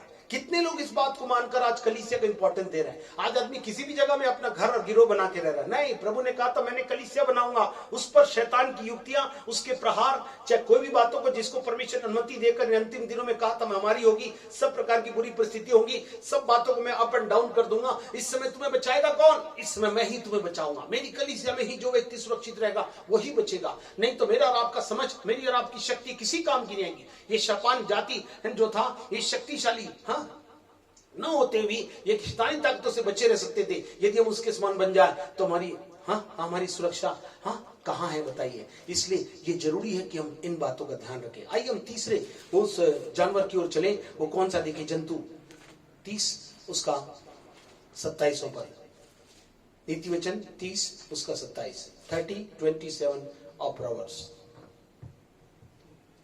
टिड्डियों के राजा तो नहीं होता, हाँ, तो भी वे सब की सब दल बांध बांध कर पलियान करती है। हेलो, कौन है? टिड्डी। चिड्डा चिड्डा पर बोलते हैं, अपनी भाषा में हम लोग चिड्डा, वो टिड्डी बोलते हैं एक्चुअली, टिड्डी, जिसको अपनी भाषा में चिड्डा कहते हैं ना। ये टिड्डियों के राजा तो नहीं होते, तो भी वो कैसे चलते? देखिए खूबियां, बुद्धिमान जंतु प्रभु ने क्यों कहा, इस बात को नोटिस करना। सवाल ये नहीं वो कौन है क्या, मैं बताऊंगा उनकी खूबियां, मगर आप ध्यान सुनिए। इसको बुद्धिमानी किस बात में बताया गया कि ये टिड्डियों के राजा तो नहीं होते, तो भी वे दल बांध कर ही पलायन करते। कहीं भी जाना है तो एक साथ ही जाएंगे, कोई भी अलग, मेरी मर्जी, कहीं भी जाओ, कहीं बैठू, कुछ भी करूं, मेरी मर्जी, अलग आना नहीं चलता है। जो यहाँ पर केवल दुनिया में नहीं चल रहा, इवन मसीह जगत में लोगों ने इसे अपना बना लिया है। मगर ये कहीं भी प्रभु ने बुद्धिमानी के लिए, प्रभु ने पहले ही बात बता दिया। प्रभु ने कहा था इन अंतिम दिनों में, अभी हम सुन रहे थे टिड्डियों का बड़ा तल आया था, कहां तक पहुंच गया था? बालाघाट तक। हाँ, वहां से पहुंचते वहां तक पहुंच गया था, यहां तो पहुंचा ही नहीं। प्रभु ने हमको पहले ही बचा लिया। टिड्डियों के दल ने क्या किया था मालूम है आपको? पता है ना, लाखों टिड्डियों का दल आता है और पल भर में कितने खा लेते मालूम है? हाँ, पूरे खेत होते ना, उनके सारे फसल को चट कर जाता है, पता ही नहीं चलता है। लाखों की चीजें एक साथ चली जाती है। याद रखिए, ये जो टिड्डियों का दल बहुत ही खतरनाक है, मगर लिखा है क्यों मालूम है? वे एकता के साथ पलायन करती है। आज एकता को प्रभु बताता है, टिड्डियों के दल के विषय में बताता है। वो चित्र को उभारता है, विनाश या काल को दर्शाता है। जब भी ये टिड्डियां आती हैं तो लिखा बहुत साल पहले आई थी, इस बार भी आई तो कितना नुकसान कर गई है ना, कई खेत को उजाड़ गई है ना। सबको इनका डाइट जबरदस्त होता है, थोड़े से इसमें पूरा चीज वो खेत का क्या कर देती है, फसल को खा लेती है। इस प्रकार से करके क्या कर देती है, फसलों को नाश कर देती है। टिड्डियों एकता की शक्ति को क्या करती है, जानती है। ध्यान से सुनिए, टिड्डियों से अगर आप देखें ना तो बिना उसके वो कुछ नहीं करती है। करती क्या, टिड्डी कभी भी अकेले नहीं घूमती है, उसका कोई बॉस नहीं है, उसका कोई लीडर नहीं है। तू फ्रंट रनर में बैक कराऊंगा, 2 आजू बाजू 4 बॉस रहेंगे, चल नहीं नहीं नहीं नहीं नहीं, ऑल सब जिधर भी जाएंगे लेफ्ट राइट जिधर चल रहे हैं वैसा ही चल रहे हैं, सब एक साथ चल रहे हैं। प्रभु हमसे चाहता है कि सत्य को हम अच्छे से पहचान जाए। प्रभु कहता है एकता के साथ आगे बढ़ने के लिए प्रभु ने मेरे और आपके लिए कहा कि एकता की शक्ति को जानते हैं। एकता को जानते हैं हम लोग, कहां लिखा प्रभु ने एकता करने कहा। प्रभु ने एकता के लिए क्या कहा, क्या ही भली और मनोहर बात है, भजन 133 याद करने बोला तो मेरे को याद हो गया। हाँ, कि क्या ही भली और मनोहर बात है कि भाई लोग क्या रहें, आपस में मिले रहें, जुड़ के रहें। चाहे लॉकडाउन रहा, चाहे क्रॉस डाउन रहे, अप डाउन रहे, ये रहे वो रहे, कुछ भी होता रहे, तुम एक साथ रहो। आज कितनी एकता मेरे और आपके जीवन में पाई जाती है, कितना समर्पण और सहभागिता मेरे और आपके जीवन में कलीसियाई रूप से पाई जाती है। प्रभु कहता ध्यान से शिक्षा मिलती है, ये एकता की शक्ति को जानती है, क्योंकि ये एक साथ दल बांध कर ही बयान करती है और सारे प्रकार के कार्य कर जाती है। इसकी एकता में ही ताकत है। मेरे को और आपको भी जानना है कि कलीसिया रूपी एकता ही मेरे को और आपको शक्ति प्रदान करेगी, और वही वे सहयोग की ताकत को पहचानती। ध्यान सुनिए, उसको मालूम है सब लोग एक साथ चले ना, हम लोग किसी से कम नहीं, हमारे सामने कुछ भी व्यक्ति नहीं खड़ा हो सकता, हम जहां जाएंगे वहां से रास्ता बनेगा, हम जो करना करेंगे। इस प्रकार से खैर वो टिड्डियां तो ये काम करती थी, और हमको मालूम है हमको आत्माओं को जीतना है, हर शैतान के बंधन में फंसे उनको छुड़ाना है, चंगाई देना है, छुटकारा देना है, शैतान के बंधन से निकालकर परमेश्वर के राज में उनको ले जाना है। प्रभु यीशु ने इस कार्य को कर दिया है, लहू का दान दे दिया है, और उसको चलाने के लिए उसने पवित्र आत्मा हमारे साथ दे दी है, जिनमें होकर प्रभु में हम ये कार्य करेंगे। मगर कब, जब हम एकता के साथ बयान करें, एकता के साथ अपने जीवन में कलीसिया रूपी मिशन में साथ रहकर चले, तब प्रभु हमें कहता है ये अद्भुत ताकत की पहचान करेंगे और ये हमारे जीवन में बहुत ही अच्छा कार्य करेगी। क्योंकि लिखा है हम अलग होकर कुछ भी नहीं कर सकते। यूहन्ना का 15वां अध्याय उसकी 4 और 5 आयत को पढ़ें। John chapter 15 versus 4 and 5। Make it fast. तुम मुझ में बने रहो, हाँ। और मैं तुम में। जैसे डाली यदि दाखलता में बनी रहे तो अपने आप से नहीं फल सकती, वैसे ही तुम भी यदि मुझ में बने रहो तो नहीं फल सकते। मैं दाखलता हूँ, तुम डालियां हो, हाँ जी। जो मुझ में बना रहता है, हाँ। और मैं उसमें, वह बहुत फल फलता है, क्योंकि मुझसे अलग होकर तुम कुछ भी नहीं कर सकते। जी हाँ, वो एकता की शक्ति को पहचानती है, दूसरा सहयोग की ताकत को जानती है, तीसरा वो क्या करते मालूम है, व्यवस्था में रहना जानती है। कोई भी किधर नहीं चला जाता। इतने लोग में लाखों की तादाद में रहते होते, क्या कोऑर्डिनेशन रहता उनका। कोई एक इधर उड़ गया, एक वहां उड़ रहा है, ऐसा कोई नहीं दिखता, सब के साथ एक साथ दिखते हैं। आज हम लोग देखें तो एकता में पुकार पुकार कर हम थक जाते हैं, मगर प्रभु कहता है हमको एक आत्मा, एक परमेश्वर, एक विश्वास, एक परमेश्वर, एक गंतव्य, सब तो एक ही है। फिर हमारे पास दूरियां किस बात की? हाँ, सहयोग क्यों नहीं है? क्यों नहीं व्यवस्था में हम लोग रह रहे हैं, या अनुशासित रहना मेरे को और आपको स्वयं को अनुशासित करना आता है कि नहीं है? इसलिए वचन में यहाँ पर हमने बताया यीशु मसीह सच्ची दाखलता, तुम मुझ में बने रहो और मैं तुम में, क्योंकि तुम उसके बिना नहीं फल सकते। यदि तुम मुझ में बने रहो, बने ना रहो तो नहीं फल सकते। इसलिए याद रखो, लिखा है क्या करो, जो मुझ में बना रहता है और मैं उसमें, वह बहुत फल फलता है, क्योंकि तुम मुझसे अलग होकर कुछ भी नहीं कर सकते। याद रखो, आज प्रभु के बहुत से लोग के मिशन अलग अलग हो गए। परमेश्वर ने उनको उसके लिए बुलाया, तो बात अलग है, नहीं तो ऐसे कोई सी बातें परमेश्वर ने जो कलीसियाई रूप से दी हुई है, उस मिशन में आपका गहरा भाग है, तो ये जरूरी है कि आपकी सहभागिता, आपकी एकता, और आपको क्या करना है, व्यवस्था में रहकर, अनुशासन में रहकर, वैसा अनुशासित करते हुए उसमें शामिल होंगे। तब प्रभु कहता है यदि तुम मुझ में और मेरी बातें तुम्हें बनी रहे तो क्या हो जाएगा, फलेगा, क्योंकि तुम मुझसे अलग होकर कुछ नहीं कर सकते। आज कलीसिया से अलग नहीं हुए आप, आत्मिक रूप से कलीसिया का साथ है। कितने लोग आत्मा का साथ, पहले तो शरीर में आधे लोग आते थे, आज तो वर्तमान में आत्मा में आप सबके सब उपस्थित है, इसमें शामिल होकर पूरे अपने और अपने घर के बचाव के साथ आत्मा की एकता में हम प्रभु की महिमा का भाग जो परमेश्वर ने आपके लिए रखा उसे प्राप्त कर सकते हैं। आज कितने लोग इसका लाभ उठा रहे हैं? प्रभु चाहता है कि हम इसका ध्यान रखें। हमें जरूरी है कि समस्त अंगों में उचित तालमेल का होना अनिवार्य है। हो सकता है हम लोग अलग अलग हैं, ये सब टिड्डियां अलग अलग जरूर होती हैं, उसके बाद भी उनमें तालमेल होता है। आज भी हमारे बीच में बहुत अलग लोग, कुछ धनवान, कुछ गरीब होते हैं, कुछ पढ़े लिखे, कुछ अनपढ़, किसी प्रकार के लोग भी होते हैं। कोई बात नहीं, जिसको प्रभु चुनकर समीप आने देता, हम प्रभु में एक हो जाते हैं। एक तो हम परमेश्वर के और दूसरा शैतान के, तीसरा कोई ग्रुप नहीं होता। फिर हमारे जीवन में एकता का नहीं होना परेशानी कारण होता है। इसी के 6वें अध्याय उसकी 56वीं आयत को पढ़ें, यूहन्ना 6:56, 6:56 ऑफ जॉन। जो मेरा मांस खाता और मेरा लहू पीता है वह मुझ में स्थिर बना रहता है और मैं उसमें। हाँ जी, जो मांस खाता है और लहू पीता, अर्थात जितने लोग प्रभु भोज में शामिल होते हैं, सब लोग ध्यान से सुन लें, विशेषकर कलीसिया के लोगों को जो इस परिवार से, इस कलीसिया से जुड़े हुए हैं, उनके लिए वचन कहता है, जो मेरा मांस खाता और मेरा लहू पीता है वह मुझ में स्थिर बना रहता है और मैं उसमें। यदि तुम मुझसे अलग होकर, मतलब प्रभु भोज में कहीं और, या मैं किसी बात में कहीं और कर लिया इसलिए मैंने लिया, ऐसा बोलने से लिखा है तुम स्थिर नहीं रह सकते।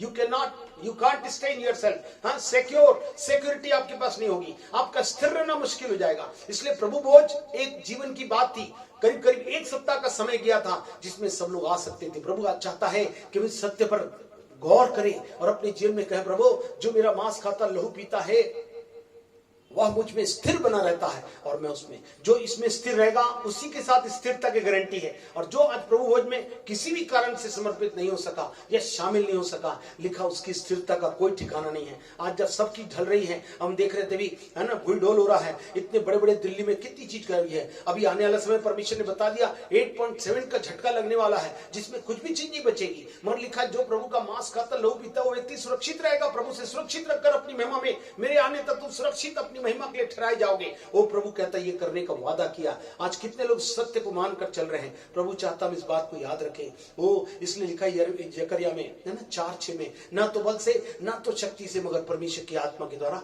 सब कुछ होगा। हम आत्मा की सहभागिता में है, आत्मिक रूप से कलीसिया की सहभागिता, एक परिवार में, एक मार्गदर्शन में, एक विश्वास के साथ, एक शक्ति और एकता के साथ हम चले तो प्रभु कहता है प्रभु सब कुछ करने के लिए तैयार है। इसलिए मसीही विरोधी शक्तियां इन दिनों में उठ खड़ी हुई हैं, वे एक हो गई हैं। शक्तियां कभी कभी एक हो जाती हैं और ऐसे समय में यदि हम मसीह एक नहीं हुए तो कब होंगे।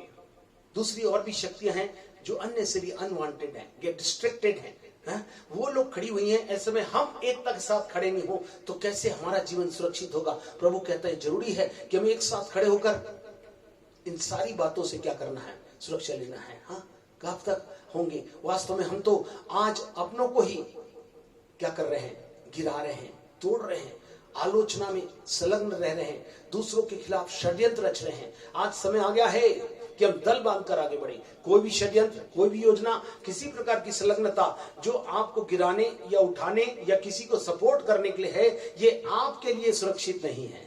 ये आप और आपके घर के लिए कुछ भी अच्छा न्यूज नहीं है। इस बात को आप अच्छे समझ लिया। ये टिड्डियां इस बात को बता रही हैं कि एकता के साथ जो कार्य करेंगे, हमें दल बांधकर आगे बढ़ना है। टिड्डियों की तरह जिस दिन ऐसा हो जाएगा शैतान के राज्य में अकाल आ जाएगा। शैतान आज हमारे संबंधों को, हमारे बच्चों को, हमारे और भी बातों को इधर उधर जाने से भटकाएगा नहीं, बल्कि वे सब सुरक्षित रहेंगे। शैतान क्या हो जाएगा, अपाहिज हो जाएगा। कब? जब हम एकता के साथ जुड़ जाए। शैतान की युक्तियां फेल हो जाएगी। लिखा जितनी युक्तियां तुम्हारे विरुद्ध चलाई जाएंगी उनमें से कोई सफल नहीं होगी। प्रभु ने यशायाह के 54:17 में कह दिया। मगर किन के लिए? जितने हथियार तेरे अर्थात कलीसिया की एकता के विरुद्ध में चलाए जाएं वे कभी सफल नहीं होंगे। आज कलीसिया के विरुद्ध जितने प्रकार की युक्तियां चलाई जा रही है, प्रभु उनको साफ शब्दों में समझा देता है। कोई भी ऐसी शक्तियां जो इसके विरोध होती हैं, किसी प्रकार की भी क्यों ना हो, वो कभी नहीं चलाई जाएंगी। तू उनसे जीत जाएगा और इसके द्वारा प्रभु अपनी महिमा को होने देगा। इन टिड्डियों के द्वारा प्रभु हमें सुरक्षित करता है कि हमारी एकता में ये ताकत है जिसमें हम प्रभु की महिमा कर सकेंगे। प्रभु हो अनुग्रह दे कि इस सच को समझ जाए, क्योंकि पौलुस का उदाहरण है सबसे अच्छा। वो अकेले नहीं था, उसके साथी उसके मसीह थे। रोमियो के 16 अध्याय में जो प्रचार कर रहा था, पौलुस कहता मेरे साथी मसीह लोग हैं। उसका साथ दिए, तब उन्हें कड़ी दुख उठाकर भी सेवा किए। मसीहों की आवश्यकता है सहभागिता करनी और संगति में ही एकता आएगी। मसीहों की आज आवश्यकता है। यदि आप मसीह हैं, आत्मा से भरे हुए हैं, वचन को जानते, बहुत अच्छी बात है, मगर आप संगति और सहभागिता ही आपको क्या करेगी, बल प्रदान करेगी और वही आपको जय के साथ लेगी। एक और आखिरी बात बोलकर मैं खत्म की ओर चलूंगा, वह है चौथा जानवर। चौथा जंतु देखिए कौन सा है, वो जो है 28वीं आयत में 30-28 प्रोवर्ब्स 30:28 पढ़े। 30:28 ऑफ प्रोवर्ब्स। और छिपकली हाथ से पकड़ी तो जाती है तो भी राजभवनों में रहती है। हाँ, किससे पकड़ी जाती छिपकली? हाथ से पकड़ी जाती, रहती कहाँ मगर? राजभवन में। वाह, हाँ? छोटी जीव छिपकली को प्रभु क्या करता? ध्यान सुनिए, आपको छोटे हो सकते हैं, आपको कोई नहीं पहचाने, कोई भी पकड़ सकता है, कोई भी कहीं फेंक सकता है, कुछ कर सकता, मगर लिखा है तो भी परमेश्वर ने आपको माध्यम बनाने का वादा किया है। ये छिपकली कहाँ रखा प्रभु ने? उसको राजभवन में रखा। सब लोग ध्यान सुनिए, छोटी सी जंतु एक ही रहती है छिपकली, बस बाकी कोई दूसरी चीज, कोई भी चीज नहीं आएगी। सबकी सुरक्षा का इंतजाम करते, मगर छिपकली का कोई कुछ नहीं कर पाता। छिपकली फिर भी डट के रहती है, ये मेरा रहने की जगह। प्रभु कहता, ध्यान सुनिए, यह जीव जिसका कोई महत्व नहीं है। कोई महत्व है क्या इसका? बताइए। छिपकली रखने से मेरे को अच्छा लग रहा है, इससे कुछ हो रहा है, ऐसे कोई कुछ नहीं बोलता। दूसरी बात कुछ बोलता है ऐसा, इससे कोई सुंदरता दिखाई देती है, घृणित सी दिखाई देती है। उसको देखकर कुछ भी अच्छा नहीं लगता, घृणा आती है। ध्यान से सुनिए, जिसे देखकर हमें घिन आती है, परंतु महत्वपूर्ण होने के बावजूद भी ये कहां पाई जाती है? राजमहलों में। प्रभु कहता, मेरे को और आपको प्रभु ऊंचे स्थानों में ले जाने के लिए तैयार है, जहां आपको कोई नहीं पहचानता, जहां प्रभु ने आपको रख दिया। मैं तुम्हें उठाकर खड़ा करूंगा, मैं तुम्हें ऊंचे पर ले जाऊंगा, मैं तुमसे अपनी महिमा लूंगा, मैं तुम्हें नाम और पहचान दूंगा। प्रभु ने जितने वादों को किया है, प्रभु कहता बहुत ही जल्द, अति शीघ्र मैं तुम्हारे जीवन में इन बातों को पूरा करने जा रहा हूं। ये छोटे से जंतु को याद रखे, छिपकली को, वो भले कहां जाती है, हाथों से तो पकड़ी जाती है, तो भी राजभवनों में रहती है। वो जिसको पकड़ सकता है, बदला जा सकता है, दबाया जा सकता है, चुप बोला जा सकता है, मगर प्रभु जिसको उठाकर खड़ा करे, प्रभु कहता राजभवन में ऊंचे स्थानों पर सेवा के बड़े कामों के लिए परमेश्वर इस्तेमाल करेगा और उसका पूरा लाभ होगा। परमेश्वर आज हमें यही बताना चाहता है कि प्रभु की महिमा का भाग हमें से हर एक के जीवन में होगा। आज कितने लोग इस सत्य को मानने के लिए तैयार हैं? आज 4 बुद्धिमान जंतु के बारे में हमने देखा, कैसे चींटी है कल की तैयारी के लिए आज ही कार्य करती है। हमको भी तैयार होना है, आज कल से हमें संलग्न हो जाना है, और आज ही तैयारी का, उद्धार का, महिमा का दिन है, अभिषेक का समय है जिसको हम ले सकते हैं। दूसरा, शापान और बलि जाति हमने देखा, वे दूर नहीं रहते। जितने लोग भी कलीसिया से दूर है, उन लोगों को पास आने का समय है। वे लोग पास आ जाएं, साथ में रहें, उसी में उनकी सुरक्षा है और उसी में उनका बचना है, क्योंकि इसी के द्वारा वो सुरक्षित रह सकते हैं। हमने देखा था किस प्रकार से हमारा शरण स्थान केवल परमेश्वर है, हमारी सुरक्षा केवल परमेश्वर की ही कर सकते हैं, और हमारी आत्मा प्राण को सुरक्षित करके परमेश्वर से मिलाने की योजना भी परमेश्वर की है, जहां परमेश्वर करने के लिए है। इसलिए हम अपनी जगह, अपना हमारा निवास किधर है, हमारा धन किधर है, हमारा संबंध किधर है, हमारी सेवा किधर है, यदि हम ऐसा रखें, इसी में हमारा भला है। और प्रभु हमारे लिए ये अद्भुत बातों को करना चाहता है कि हम इन बातों के द्वारा प्रभु को महिमा दे सकें। और उसके साथ हमने देखा था शापान, है ना, टिड्डी को देखा। फिर हमने टिड्डी को देखा कैसे दल बांधकर एकता के साथ रहती है। आज पुनः प्रभु बता रहा है हमें आत्मा में एकता की जरूरत है, जहां हम शैतान के घड़ों को ढा सके और आत्मा के द्वारा प्रभु की महिमा। ओ क्या ही भली बात है, एक साथ रहें, परमेश्वर का अभिषेक उनके सर से लेकर पांव तक बहे। जितने भी लोग हैं सबको छू जाएगा। जो भी प्रभु के पास और साथ रहेगा, चाहे वो छोटा हो या बड़ा, इस जंतु के कोई भी रूप में किसी प्रकार का भी क्यों ना हो, वो साथ में रहेगा, वो आशीर्वादित होगा और वो उसका जीवन धन्य हो जाएगा। जैसा हमने छिपकली को देखा, कहीं तो रखी जाती थी, उसको छोटा है, कोई नहीं मानता, कोई नहीं जानता, उसका महत्व नहीं है, उससे घृणा भी आती है, मगर प्रभु से कहां रखता है? राजभवन में। प्रभु में ऊंचे स्थानों में रखेगा, ऊंचे पर बैठाएगा और बाद में अपने साथ रखकर रखेगा। इन भली आशा के साथ अपने जीवन को तैयार करे और कहे प्रभु हाँ मैं यहाँ पर हूँ, मैं अपने जीवन में सत्य को मानकर वो प्रभु करना चाहता हूँ। आइए अपनी आंखें बंद कर लें और प्रभु से कहे हाँ प्रभु, इस जंतु के द्वारा, बुद्धिमान जंतु के द्वारा हमें शिक्षा मिली है, हमें अपने जीवन में सावधान रहना। इसी में चंगाई है, सुरक्षा है, इसी में बढ़ोतरी है, इसी में लाभ है, इसी में सब प्रकार है। मगर प्रभु यीशु का घर अर्थात चर्च, या जितने लोगों ने लहू और मांस का सेवन नहीं किया अर्थात प्रभु भोज में शामिल नहीं हुए, उनकी सुरक्षा खतरे में है। उनको स्थिर रहने के लिए जरूरी है कि जब भी अवसर जिस प्रकार से भी दिया जाए उसका पालन करें। नहीं भी तो प्रभु से कहें प्रभु हम इस गलती के लिए क्षमा चाहते हैं, प्रभु आपके लिए सुंदर उपाय करेगा। जो आप प्रार्थना कर रहे हैं प्रभु अद्भुत रीति से रास्ता करेगा। इन चारों छोटे जंतुओं के द्वारा शिक्षा को जितने लोग पांति के साथ बनकर और जहां प्रभु ने रखा वहां रहकर या उसके पास रहेंगे, दूर कभी नहीं जाएंगे, प्रभु सदा आपसे मिले रहेंगे, ऐसा रहते हैं, प्रभु ने आशीर्वादित करता है। और अपनी चींटियों के समान काम हमें करना है। हर एक व्यक्ति कुछ ना कुछ काम करेगा और सबको प्रभु बड़ा प्रतिफल देगा। हर एक के काम के अनुसार प्रतिफल देने को मेरे पास है। प्रभु ने वादा किया है, मैं बड़े मुकुट देने के लिए तुम्हें बुला रहा हूँ, मैं तुम्हारा नाम लूंगा, तुम्हारा स्वागत करूंगा बड़े मुकुट के साथ, साथ साथ तुम्हें राज्य करने का सौभाग्य दूंगा, अपने साथ बैठाऊंगा, रखूंगा, खिलाऊंगा, पिलाऊंगा, सब कुछ बातें करेगा प्रभु। ओ प्रभु आपकी इस योजना में हम सब शामिल हो सके। जितने लोग आज बातें सुन रहे हैं और अपने जीवनों के जंतुओं के माध्यम से जो बुद्धिमानी का बहुत अच्छा दिखाने वाला एक माध्यम है, जिसके द्वारा हमने अद्भुत सत्य को समझकर अपने जीवन को जांचा और जांचा प्रभु हम कम निकले। यीशु के नाम से जितने लोग मुद्दों के शिक्षा के द्वारा अपने जीवन को समर्पित कर रहे हैं, यीशु के नाम से सुरक्षित रहें, उनका लाभ हो। यदि बीमार है तो चंगे रहें, दूर हैं जहाँ कुछ भी स्थिरता नहीं है वहाँ सुरक्षित रूप से प्रभु आपके पास लौट आए और यहाँ पर रहकर वे बचे रहें और उनका कुशल मंगल होने पाए। धन्यवाद देते प्रभु, इस अद्भुत योजना में आप अपनी सहभागिता दे रहे हैं और इनके द्वारा पुनः हमें अंतिम दिनों में प्रभु आप बता रहे हैं कि हमारी सुरक्षा, हमारा लाभ, हमारा बढ़ना, आत्मा प्राण देह को सुरक्षित रहकर सुरक्षित रूप से प्रभु से मिलने की योजना में भाग आपने ठहरा दिया है। अंतिम दिन कहीं भी अच्छे नहीं है, जहाँ सब प्रकार की परिस्थिति बिगड़ रही है। टिड्डियों ने धमाल मचाई, फिर आज भूकंप में मनाया और फिर अभी आने वाला बरसात और फिर आने वाली ठंडी बहुत से भूकंप को, बहुत सी तकलीफों को, बड़ी बड़ी विपदा को लेकर आ रही है। ऐसे में केवल प्रभु यीशु उसकी कलीसिया उसकी एकता के साथ रहना ही इनको बचा सकेगा। इससे दूर रहकर कोई भी नहीं। जितने यहाँ से जन्माए गए बचाए गए हैं उन सब का आना बहुत ही जरूरी है। पूरे परिवार के साथ निर्णय ले प्रभु, हम आपके साथ जुड़े रहेंगे, आपसे कभी अलग नहीं होंगे, दूर कभी नहीं रहेंगे और साथ में मिलकर आपके लिए काम करेंगे और प्रभु